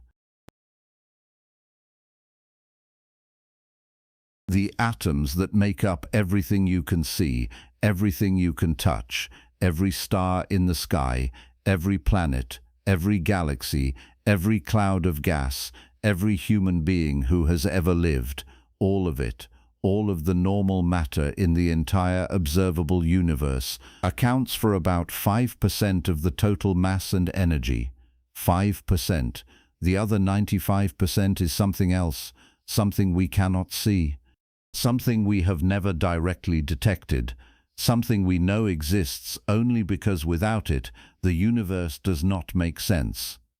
27% of that missing mass is dark matter. The rest, roughly 68%, is dark energy. And before we go any further, let's be clear about what those names mean. Dark matter is not a substance. It is not a particle we have identified and catalogued. It is a placeholder, a label for the fact that galaxies, galaxy clusters, and the universe as a whole behave gravitationally as though they contain far more mass than we can account for with stars, gas, dust, planets, and black holes. The gravity is there, the mass is there, we can measure it, we can map it, We can watch it bend light, hold galaxies together, and shape the large-scale structure of the cosmos, but we cannot see it. It does not emit light. It does not absorb light. It does not reflect light. It interacts with normal matter only through gravity. That is it. Gravity and nothing else. Dark energy is even stranger. Dark energy is the name we give to whatever is causing the expansion of the universe to accelerate. Not just expand, accelerate. The universe has been expanding since the Big Bang. That part is not surprising. What is surprising is that the expansion rate is increasing. Galaxies are moving away from each other faster now than they were 1 billion years ago. Faster than they were 5 billion years ago. Something is pushing space itself apart, overcoming the gravitational pull of all the matter, trying to pull it back together. We do not know what that something is. We call it dark energy because we do not have a better name. And it makes up more than 2/3 of everything. So when you add it up, you get a picture of the universe that is almost absurd. 5% normal matter, 27% dark matter, 68% dark energy. 95% of the cosmos is made of things we do not understand, cannot see, and have never directly touched. That is the state of modern physics. That is the foundation we are building on. And if that makes you uncomfortable, good, it should, because it means that for all our telescopes, all our equations, all our Nobel Prizes and confident declarations about how the universe works, we are still mostly in the dark. Dark matter was not discovered in a lab, it was inferred, pieced together from decades of observations that refused to line up with what the equations predicted. The story starts in the 1930s with a Swiss astronomer named Fritz Zwicky. Zwicky was studying the Coma cluster, a group of over 1,000 galaxies bound together by gravity. He measured how fast the galaxies were moving relative to each other. Then he calculated how much mass the cluster would need to hold itself together against that motion. The galaxies were moving so fast that by all rights, they should have flown apart billions of years ago. The visible mass, the stars and gas he could see, was not nearly enough to keep them bound. Zwicky concluded that there had to be something else. Some form of unseen mass, providing the extra gravity needed to hold the cluster together. He called it dark matter. Nobody believed him. The idea languished for decades. Then in the 1970s, an astronomer named Vera Rubin started measuring the rotation curves of spiral galaxies. A rotation curve is a graph showing how fast stars are moving as a function of their distance from the galactic center. In a normal system, where all the mass is concentrated in the middle, objects farther out should move slower. That is basic Newtonian gravity. The planets in our solar system follow that rule. Mercury orbits faster than Earth. Earth orbits faster than Jupiter. The farther you are from the Sun, the slower you move. Spiral galaxies do not work that way. Rubin found that stars in the outer regions of galaxies were moving just as fast as stars closer to the center, in some cases faster. The rotation curves were flat. They did not drop off the way they should. The only explanation that fit the data was that galaxies contain far more mass than we can see, and that extra mass is not concentrated in the center where the stars are. It is spread out in a giant halo extending far beyond the visible disk, a halo of dark matter, invisible, massive, holding the galaxy together. Rubin's work was careful, thorough, and impossible to dismiss. By the 1980s, the astronomy community had accepted that dark matter was real, not because anyone had detected it directly, but because without it, the observations made no sense. Galaxies would fly apart. Galaxy clusters would disperse. The large-scale structure of the universe, the vast web of filaments and voids that shows up in maps of galaxy distributions, would not exist. Dark matter is the glue, the scaffolding. the framework holding everything together. But what is it? That is the question that has consumed physicists for the last 50 years. The leading candidates are particles, hypothetical particles that have mass but do not interact with light or with normal matter through any force other than gravity. The most popular candidate for a long time was something called a WIMP, weakly interacting massive particle. WIMPs would be heavy, slow-moving particles left over from the early universe. They would clump together under gravity, forming halos around galaxies. They would pass through normal matter almost without interacting, which is why we have never detected them. Dozens of experiments have been built to try to catch WIMPs, detectors buried deep underground to shield them from cosmic rays, tanks of liquid xenon waiting for a dark matter particle to collide with a xenon nucleus and produce a faint flash of light. After decades of searching, they have found nothing. Not a single confirmed detection. WIMPs might not exist, or they might be even harder to detect than we thought, or dark matter might be something else entirely. Other candidates include axions, tiny light particles that barely interact with anything, primordial black holes. Black holes formed in the first fractions of a second after the Big Bang, too small to be detected individually but collectively accounting for the missing mass. Sterile neutrinos, hypothetical cousins of normal neutrinos that have mass and do not interact through any known force except gravity. The list goes on. Every candidate has problems, every model has gaps. And after 50 years of searching, we are no closer to a definitive answer than we were when Vera Rubin was plotting rotation curves by hand. Dark energy is even worse. At least with dark matter, we have a rough idea of what kind of thing it could be. A particle, a field, something with mass. Dark energy is none of those things. It is not matter. It is not concentrated in galaxies or halos. It is everywhere, uniformly distributed throughout space, and it is pushing space apart.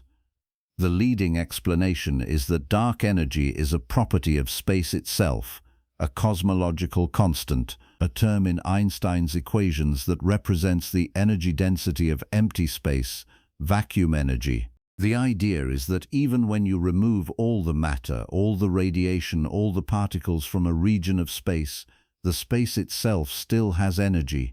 And that energy has a repulsive gravitational effect. It pushes space apart.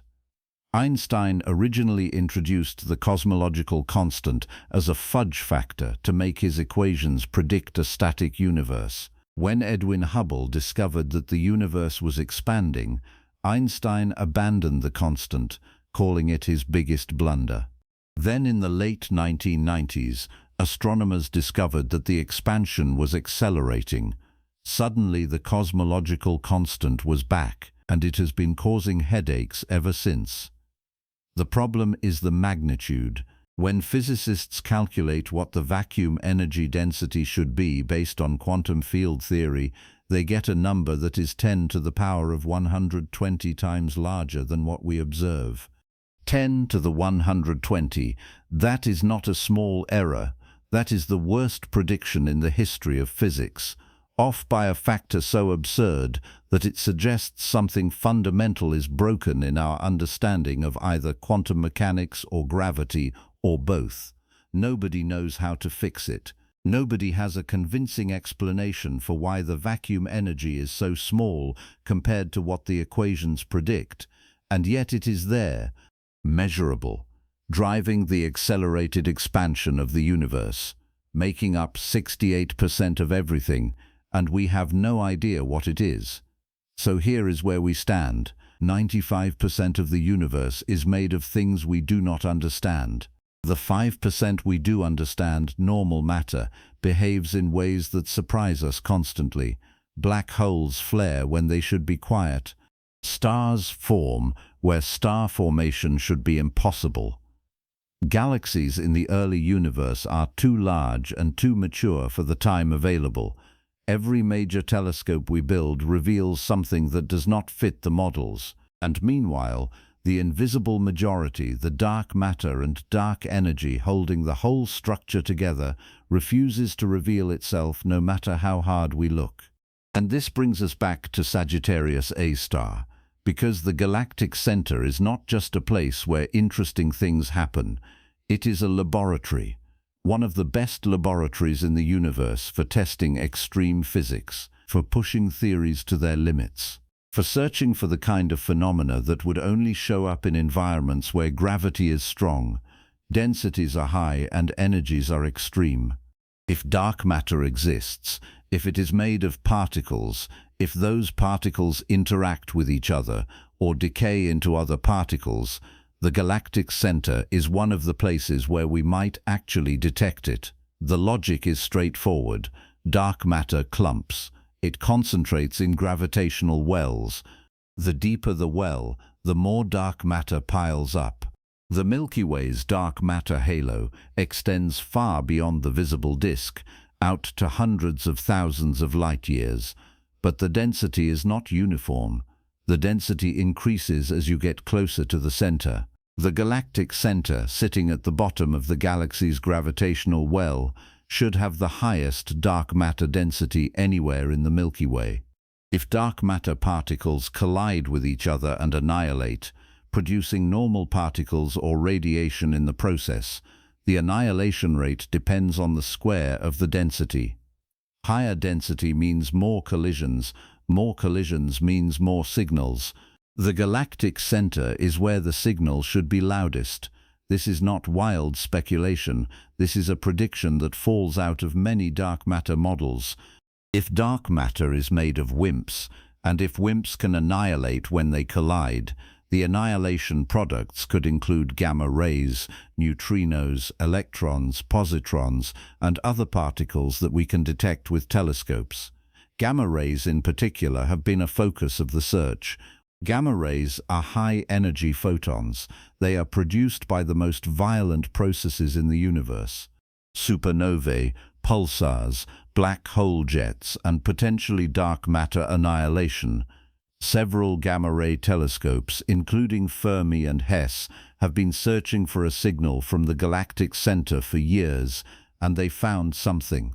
In 2009, the Fermi Gamma Ray Space Telescope detected an excess of gamma rays coming from the region around the galactic center. The excess was not huge, it was not obvious. It was buried in the data, hidden under other sources of gamma rays from pulsars, supernova remnants, cosmic ray interactions. But when astronomers carefully subtracted all the known sources, they were left with a faint, unexplained glow. The energy spectrum of the glow matched, at least roughly, what you would expect from dark matter annihilation. The spatial distribution, the way the brightness varied with distance from the galactic center, also fit. For a few years, the dark matter interpretation was the leading explanation. Papers were published, models were built. The excess became known as the Fermi Galactic Center excess, and the possibility that we had finally detected dark matter indirectly through its annihilation products became a serious topic of discussion. Then other explanations started appearing. The most compelling alternative was pulsars, millisecond pulsars, rapidly spinning neutron stars that emit beams of radiation like cosmic lighthouses. Millisecond pulsars are faint, hard to detect individually.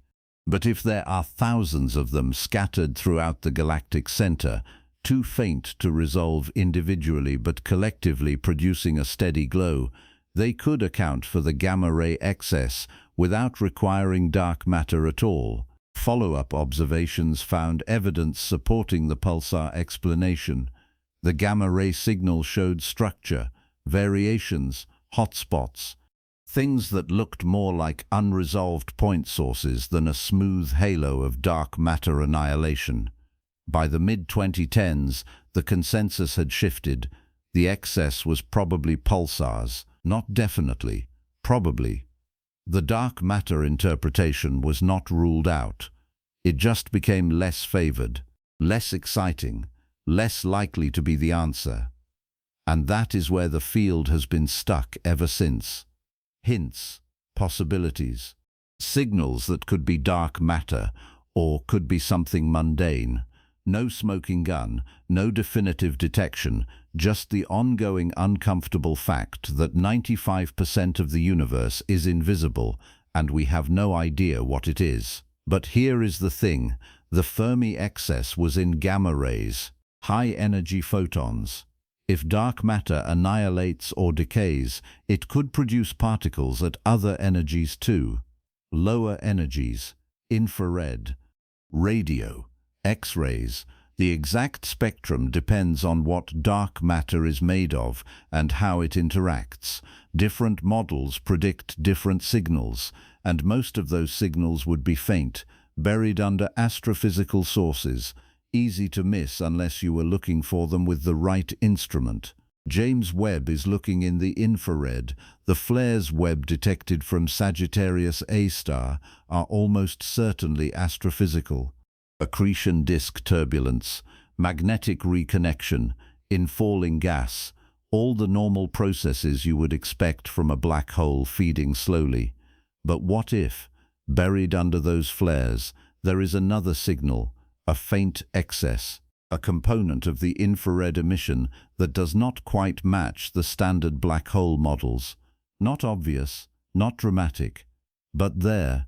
A signature of dark matter annihilation or decay happening in the dense halo surrounding the black hole, producing low-energy particles that heat the surrounding gas and produce infrared radiation. Is that happening? Probably not. The mainstream explanation for the flares does not require dark matter. Accretion alone can explain what Webb is seeing, but can we rule it out? Not yet. Not definitively. The data are too new, the models are too uncertain, the noise is too high. If there is a dark matter component to the infrared emission, it is small, subtle, buried under layers of astrophysical variability. Picking it out would require longer observations, better models of the accretion disk, careful subtraction of all the known sources. And even then, even if you found an excess, proving it was dark matter and not just some other astrophysical process you had not accounted for would be extraordinarily difficult. But that is exactly why the galactic center matters. It is close, it is observable. It is the single best place in the entire universe to search for dark matter signals because the density is so high and the environment is so well studied. If dark matter annihilates or decays anywhere in a way we can detect, it should be happening here, and every new observation, every new telescope, every new wavelength we probe is another chance to find it. Webb is adding infrared data to the search. The Event Horizon Telescope is adding radio data. Chandra and other X-ray telescopes are adding high-energy data.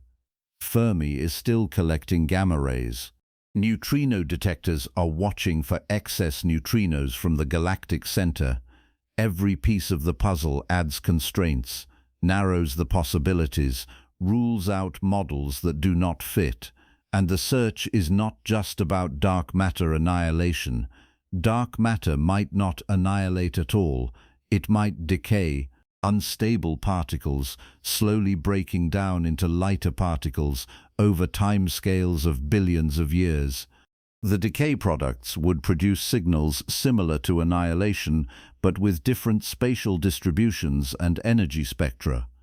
Or dark matter might interact with normal matter in ways we have not thought of yet, scattering off protons or neutrons in the dense gas near the black hole, producing exotic particles that decay into photons. The list of possibilities is long. Most of them are ruled out by existing observations, but not all of them. The parameter space is enormous, and somewhere in that space there might be a model that fits, a particle, a force, a mechanism that explains the missing mass and predicts a signal we can detect. The broader point is this: the anomalies Webb found at the galactic center, the constant flares, the missing X-rays, the star formation in impossible conditions, all of that could be explained by known physics, turbulence, magnetic fields, compression, feedback. We do not need new particles or new forces to make sense of what we are seeing. But we also cannot completely rule out the possibility that some of what we are seeing has a component that is not explained by known physics, that there is something else happening, something subtle, something we have not thought to look for yet because we were not expecting it. That is the tension sitting at the heart of every anomaly in modern astronomy. Is this new physics, or just complicated old physics we have not modeled well enough yet? Most of the time the answer is the latter, complicated old physics, but occasionally, very occasionally, the answer is the former, new physics, a genuine discovery that changes the rules. Dark matter is still out there. Dark energy is still pushing the universe apart. And until we find them, until we detect them directly and figure out what they are, every anomaly is a candidate. Every unexplained signal is a possibility. Every observation that does not quite fit the models is a door left slightly open. The galactic center is where that door is widest, because the environment is so extreme, because the densities are so high, because the gravity is so strong, because we can observe it in so much detail.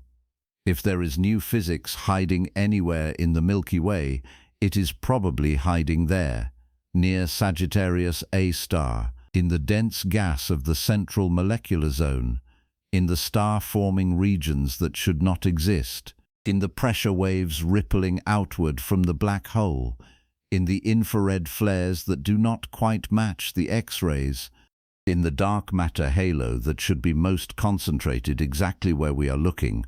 And the search continues. New telescopes, new detectors, new observation campaigns, longer baselines, better models, more data. Every year the constraints get tighter.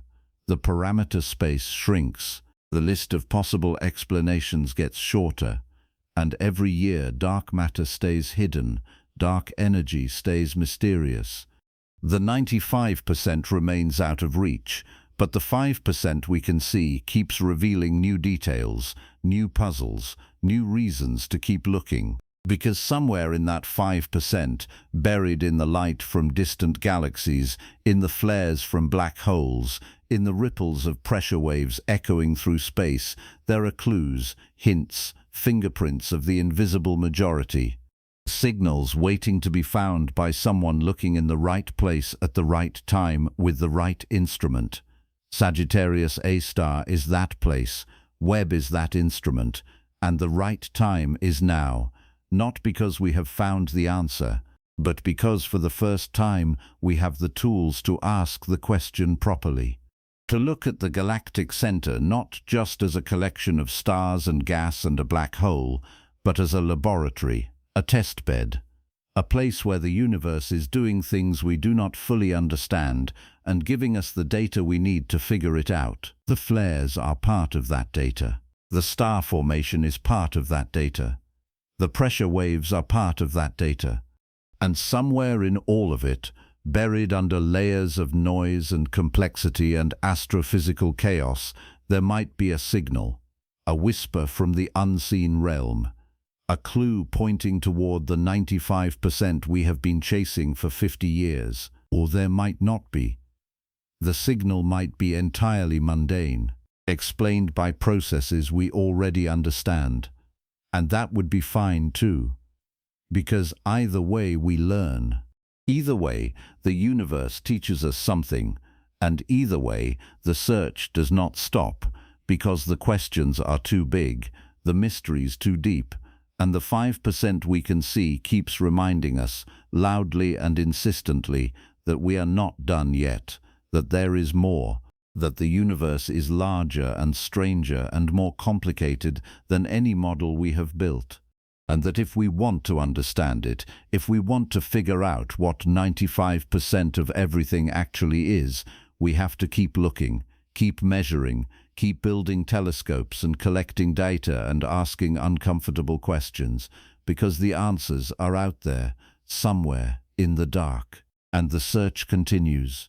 New telescopes, new detectors, new observation campaigns, longer baselines, better models, more data. Every year the constraints get tighter, the parameter space shrinks, the list of possible explanations gets shorter, and every year dark matter stays hidden, dark energy stays mysterious. The 95% remains out of reach. But the 5% we can see keeps revealing new details, new puzzles, new reasons to keep looking. Because somewhere in that 5%, buried in the light from distant galaxies, in the flares from black holes, in the ripples of pressure waves echoing through space, there are clues, hints, fingerprints of the invisible majority. Signals waiting to be found by someone looking in the right place at the right time with the right instrument. Sagittarius A star is that place. Webb is that instrument. And the right time is now. Not because we have found the answer, but because for the first time we have the tools to ask the question properly. And every answer we get raises 10 more questions. Every mystery we solve reveals 2 more mysteries hiding underneath. That is not a failure of science. That is how science works. That is how the universe works. You peel back one layer, and there is always another layer beneath it. Always another question. Always another anomaly waiting to surprise you. So let's step back. Let's take stock of where we are, because after 26,000 light-years of travel through data and observations and theories and speculation, after walking through the infrared flares and the impossible star formation and the pressure waves that are not quite sound and the dark matter that refuses to show itself, we are left with a picture of the galactic center that is nothing like the picture we started with. And that picture is telling us something uncomfortable, something that does not fit neatly into the models we have been using for decades. Start with the flares, the constant, relentless, chaotic infrared light show that Webb detected over 48 hours of observation. 5 to 6 large flares per day, multiple smaller sub-flares in between. Variability that never stopped. That alone was a surprise. Sagittarius A star was supposed to be quiet, calm, a black hole running on fumes, feeding slowly, producing occasional bursts of activity but nothing sustained, nothing chaotic. The flares Webb saw do not match that picture. They match a black hole that is more active, more turbulent, more dynamic than anyone predicted. And the fact that those flares showed up clearly in the infrared but did not always have matching X-ray counterparts makes the picture even stranger. The emission mechanism is not what we thought it was. The energy is being deposited somewhere, somehow, in a way that produces warm gas without always producing superheated plasma. That is not impossible, but it is not predicted. And it is forcing theorists to revisit their models of how accretion disks behave in the final moments before matter crosses the event horizon. Then there is Sagittarius C, the star-forming region that should not be forming stars. The environment is too hot, the gas is too turbulent.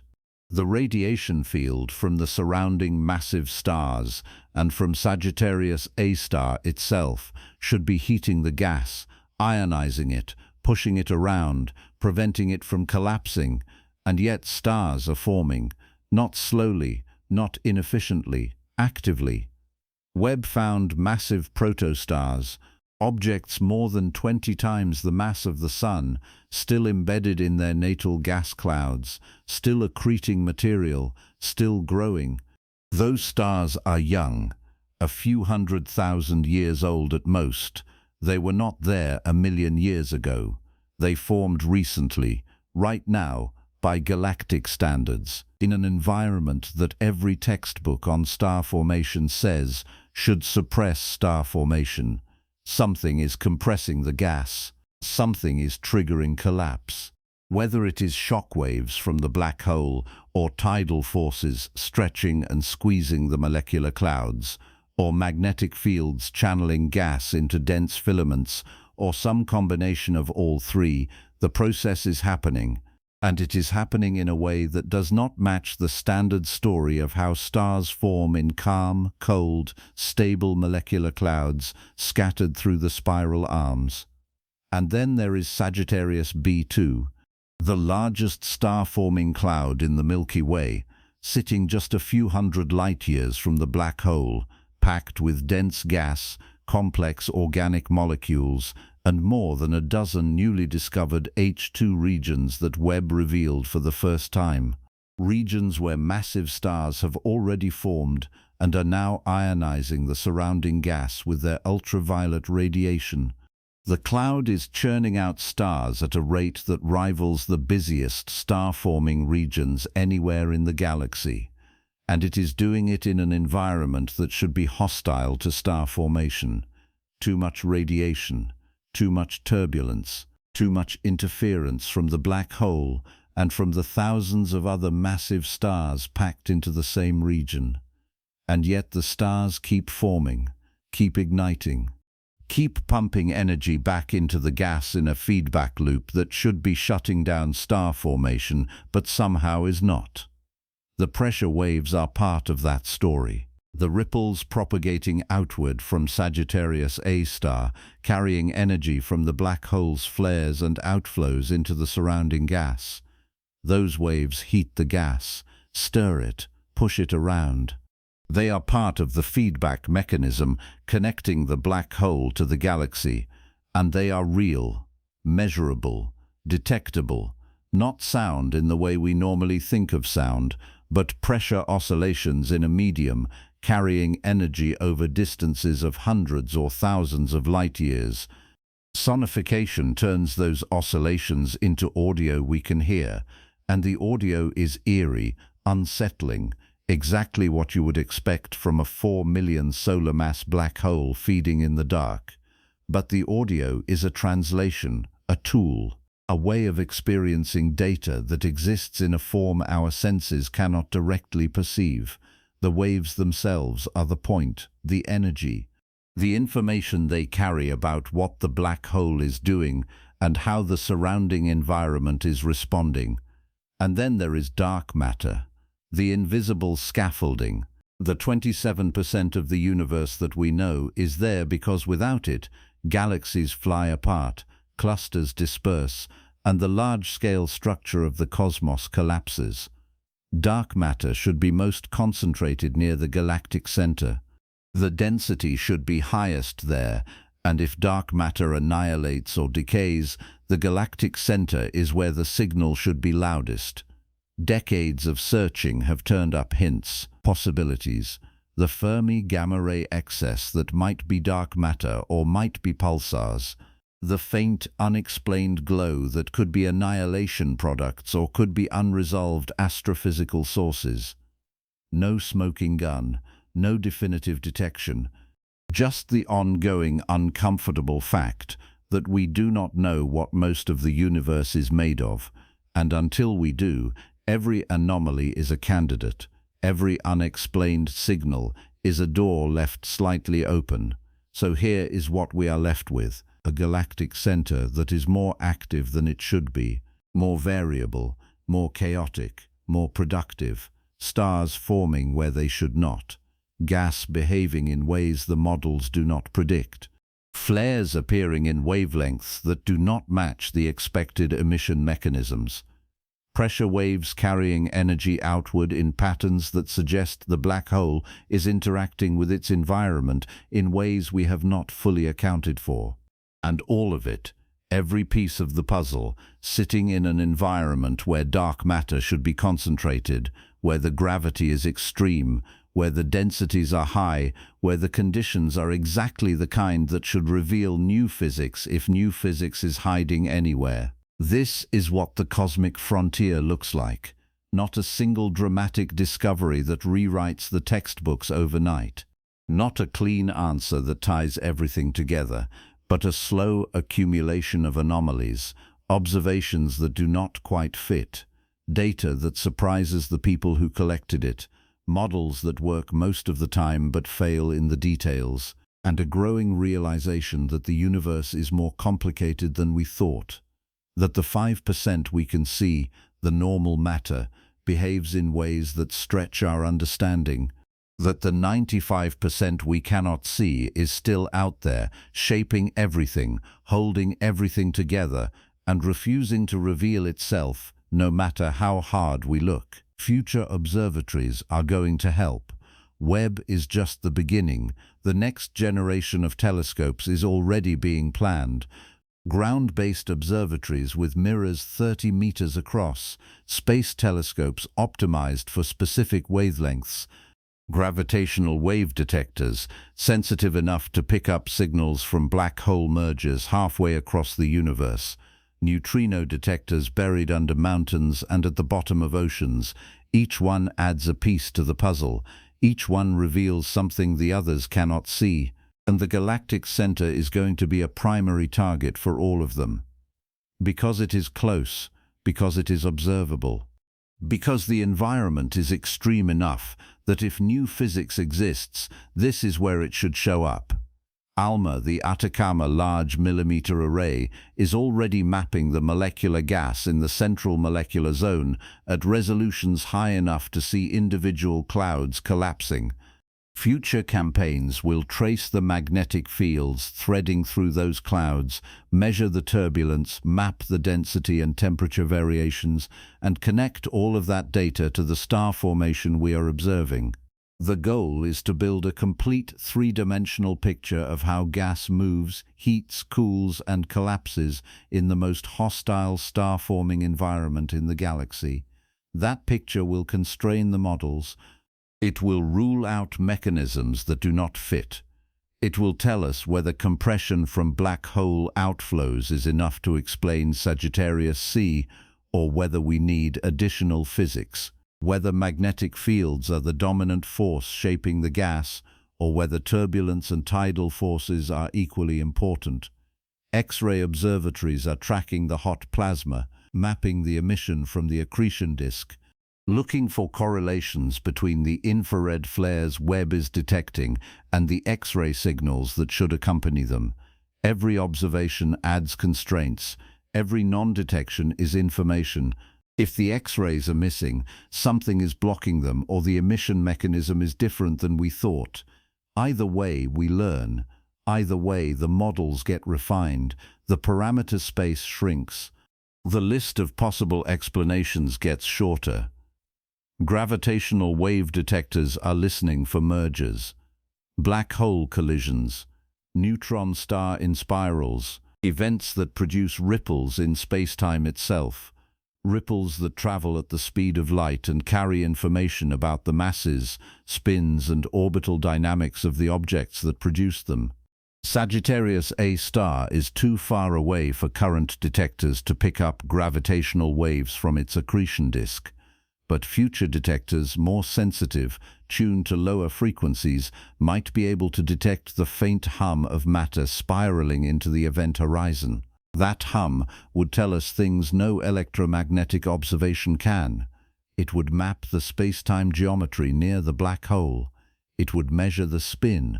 It would test general relativity in the most extreme conditions accessible to observation. And if general relativity breaks down near the event horizon, if the equations stop working, that is new physics. That is a discovery. Theoretical advancements are just as important as new telescopes. The simulations of accretion disks are getting better, more detailed, more accurate. Researchers are running magnetohydrodynamic simulations that model the behavior of plasma in strong magnetic fields near rotating black holes. They are incorporating radiation transport, particle acceleration, turbulence, magnetic reconnection. The simulations are approaching the point where they can predict not just the average behavior of the disk, but the moment-to-moment variability. The flares, the subflares, the timescales on which the brightness changes. When those predictions match the observations, we know the models are capturing something real. When they do not match, we know there is physics missing. Either way, the simulations drive the science forward. They tell us what to look for. They tell us what observations would distinguish one model from another. They turn vague ideas into testable predictions, and machine learning is becoming a tool.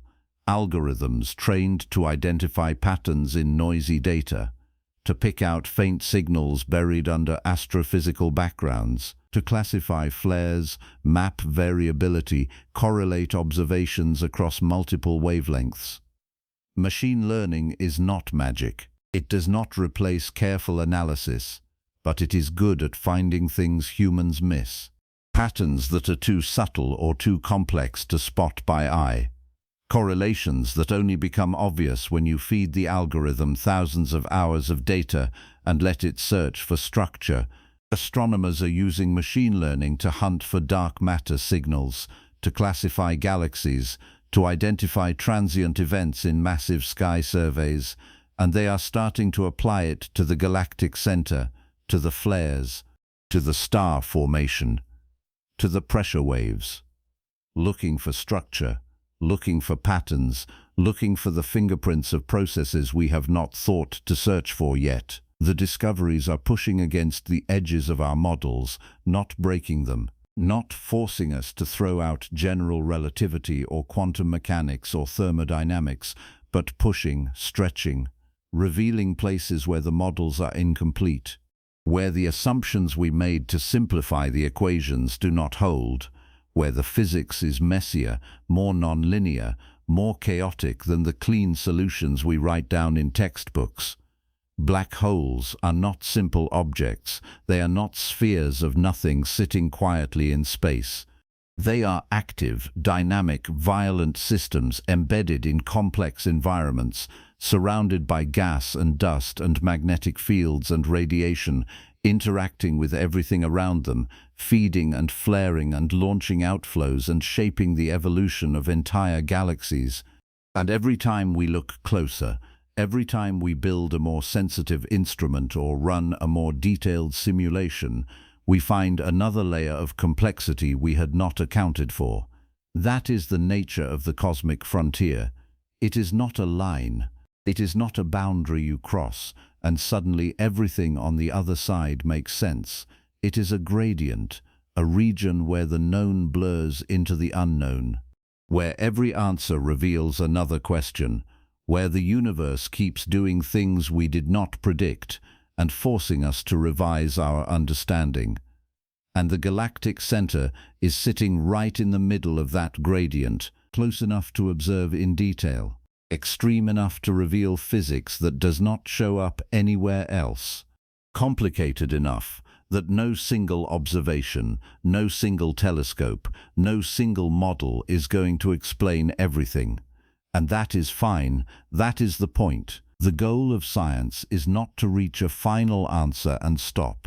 The goal is to keep asking better questions, to keep refining the models, to keep building instruments that can see further, measure more precisely, detect fainter signals. The universe is not a puzzle with a fixed number of pieces. It is an infinite regression of puzzles, each one nested inside the last, each one revealing more complexity the closer you look. And the 5% we can see, the normal matter, is teaching us that lesson over and over again. We thought we understood star formation, then we found stars forming in Sagittarius C.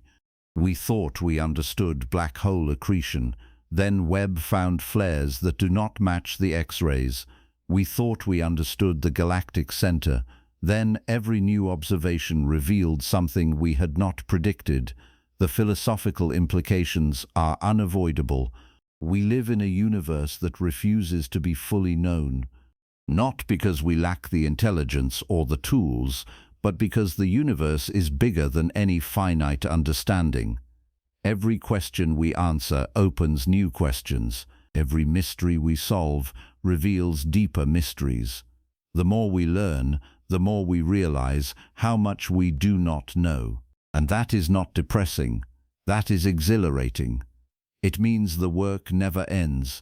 It means there is always another frontier, always another anomaly, always another signal waiting to be detected by someone curious enough to look. The Galactic Center is a reminder of that. A laboratory where the universe is conducting experiments we did not design, producing results we did not predict, and handing us the data whether we are ready for it or not. The infrared flares are data. The star formation is data. The pressure waves are data. The missing X-rays are data. The dark matter we have not detected is data. Every observation adds to the pile, and somewhere in that pile, buried under layers of noise and complexity and astrophysical chaos, there are answers. Not final answers, not the kind that close the book and end the conversation, but answers that move us forward, that narrow the possibilities, that rule out models that do not work and point toward models that might. And the drive to find those answers is not optional. It is built into us. Humans are curious. We ask questions. We look up at the night sky and wonder what is out there. We build telescopes. We launch satellites. We spend billions of dollars and decades of effort chasing signals from objects so far away that the light reaching us left before our species existed. And we do it not because it is practical, not because it solves problems in our daily lives, but because we want to know, because the questions matter, because understanding the universe, even 5% of it, even 1% of it, is worth the effort.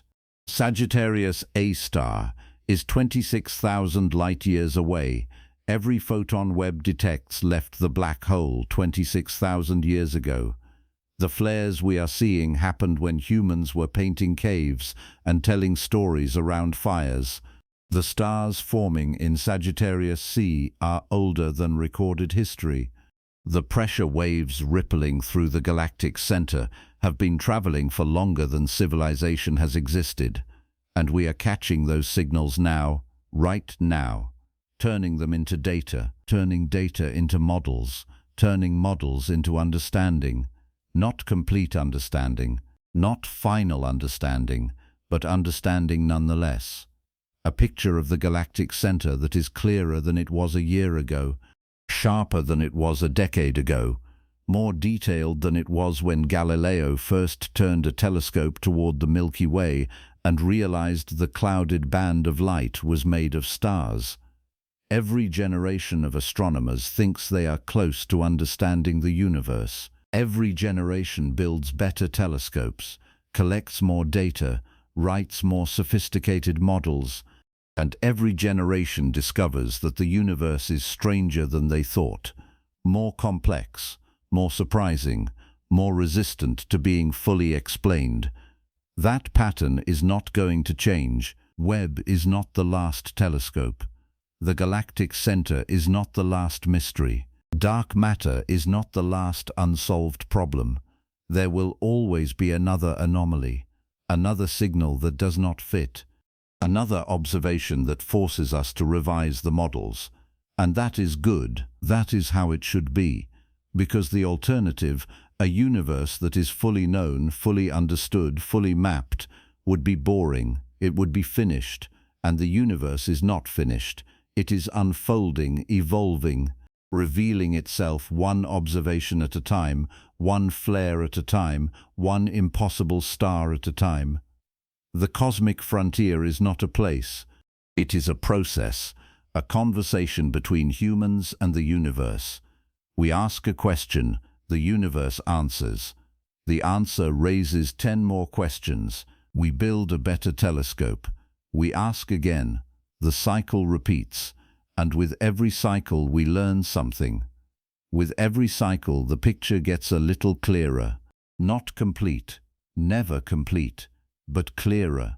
And that is enough. That is the point. Not to finish the puzzle, but to keep solving it. Not to reach the edge of knowledge, but to keep pushing it outward. One photon at a time, one flare at a time, One 26,000-year journey through space, ending here, now, in a telescope, in a detector, in a dataset, in a model, in a question, in an answer that becomes the next question. Sagittarius A star is still glowing, still flaring, still feeding, still doing whatever it is doing that Webb detected, and we are still trying to explain. The stars in Sagittarius C are still forming, still collapsing, still igniting, still defying the models that said they should not exist. The pressure waves are still rippling outward, still carrying energy, still shaping the gas, still echoing through the galactic center like a drumbeat that has been running since before humans learned to count. And somewhere, buried in all of that activity, there is an answer, a clue, a thread that when pulled will unravel another layer of how the universe works. We just have to find it. And we will. Not today, not tomorrow, but eventually, because that is what we do. We look, we measure, we ask. We never stop asking. And the universe, for all its complexity, for all its mysteries, for all the 95% we cannot see, keeps answering. One signal at a time, one anomaly at a time, one impossible discovery at a time. And the conversation continues, the frontier moves, and we follow. Because the questions are too big to ignore, because the universe is too strange to look away. And because somewhere out there, 26,000 light-years away, a black hole is glowing, and we are listening. 26,000 years ago, while humans were figuring out how to make fire last through the night, a black hole at the center of our galaxy flickered. The light from that flicker has been traveling ever since, through empty space, through dust clouds, through the slow rotation of the galaxy itself, and it arrived here, at Earth, just in time for us to build a telescope sensitive enough to catch it. That is not a metaphor, that is the actual timeline. The flares Webb detected are ancient light, signals from a version of the galactic center that existed before agriculture, before cities, before written language. We are not observing Sagittarius A star as it is, we are observing it as it was. And the version we see is behaving in ways we did not predict, flaring constantly, forming stars in impossible conditions, producing pressure waves that ripple through space for thousands of years. Sitting at the center of a dark matter halo we cannot see but know must be there, because without it, the galaxy falls apart. Every answer we get from the galactic center raises another question. Every observation that fits the models reveals another observation that does not. And that pattern, that endless regression of mysteries hiding inside mysteries, is not a failure. It is the structure of reality. The universe is not a puzzle with a fixed number of pieces. It is a cascade, an infinite unfolding, and we are watching it happen in real time, 26,000 years delayed. The light is still arriving. Right now, tonight, while you sleep. Photons that left Sagittarius A star before your ancestors had names are hitting detectors and becoming data, becoming models, becoming questions we have not learned to ask yet. And somewhere in that stream of ancient light there is an answer, not the final answer, just the next one. And that is enough, that is everything, because the universe is not finished teaching us.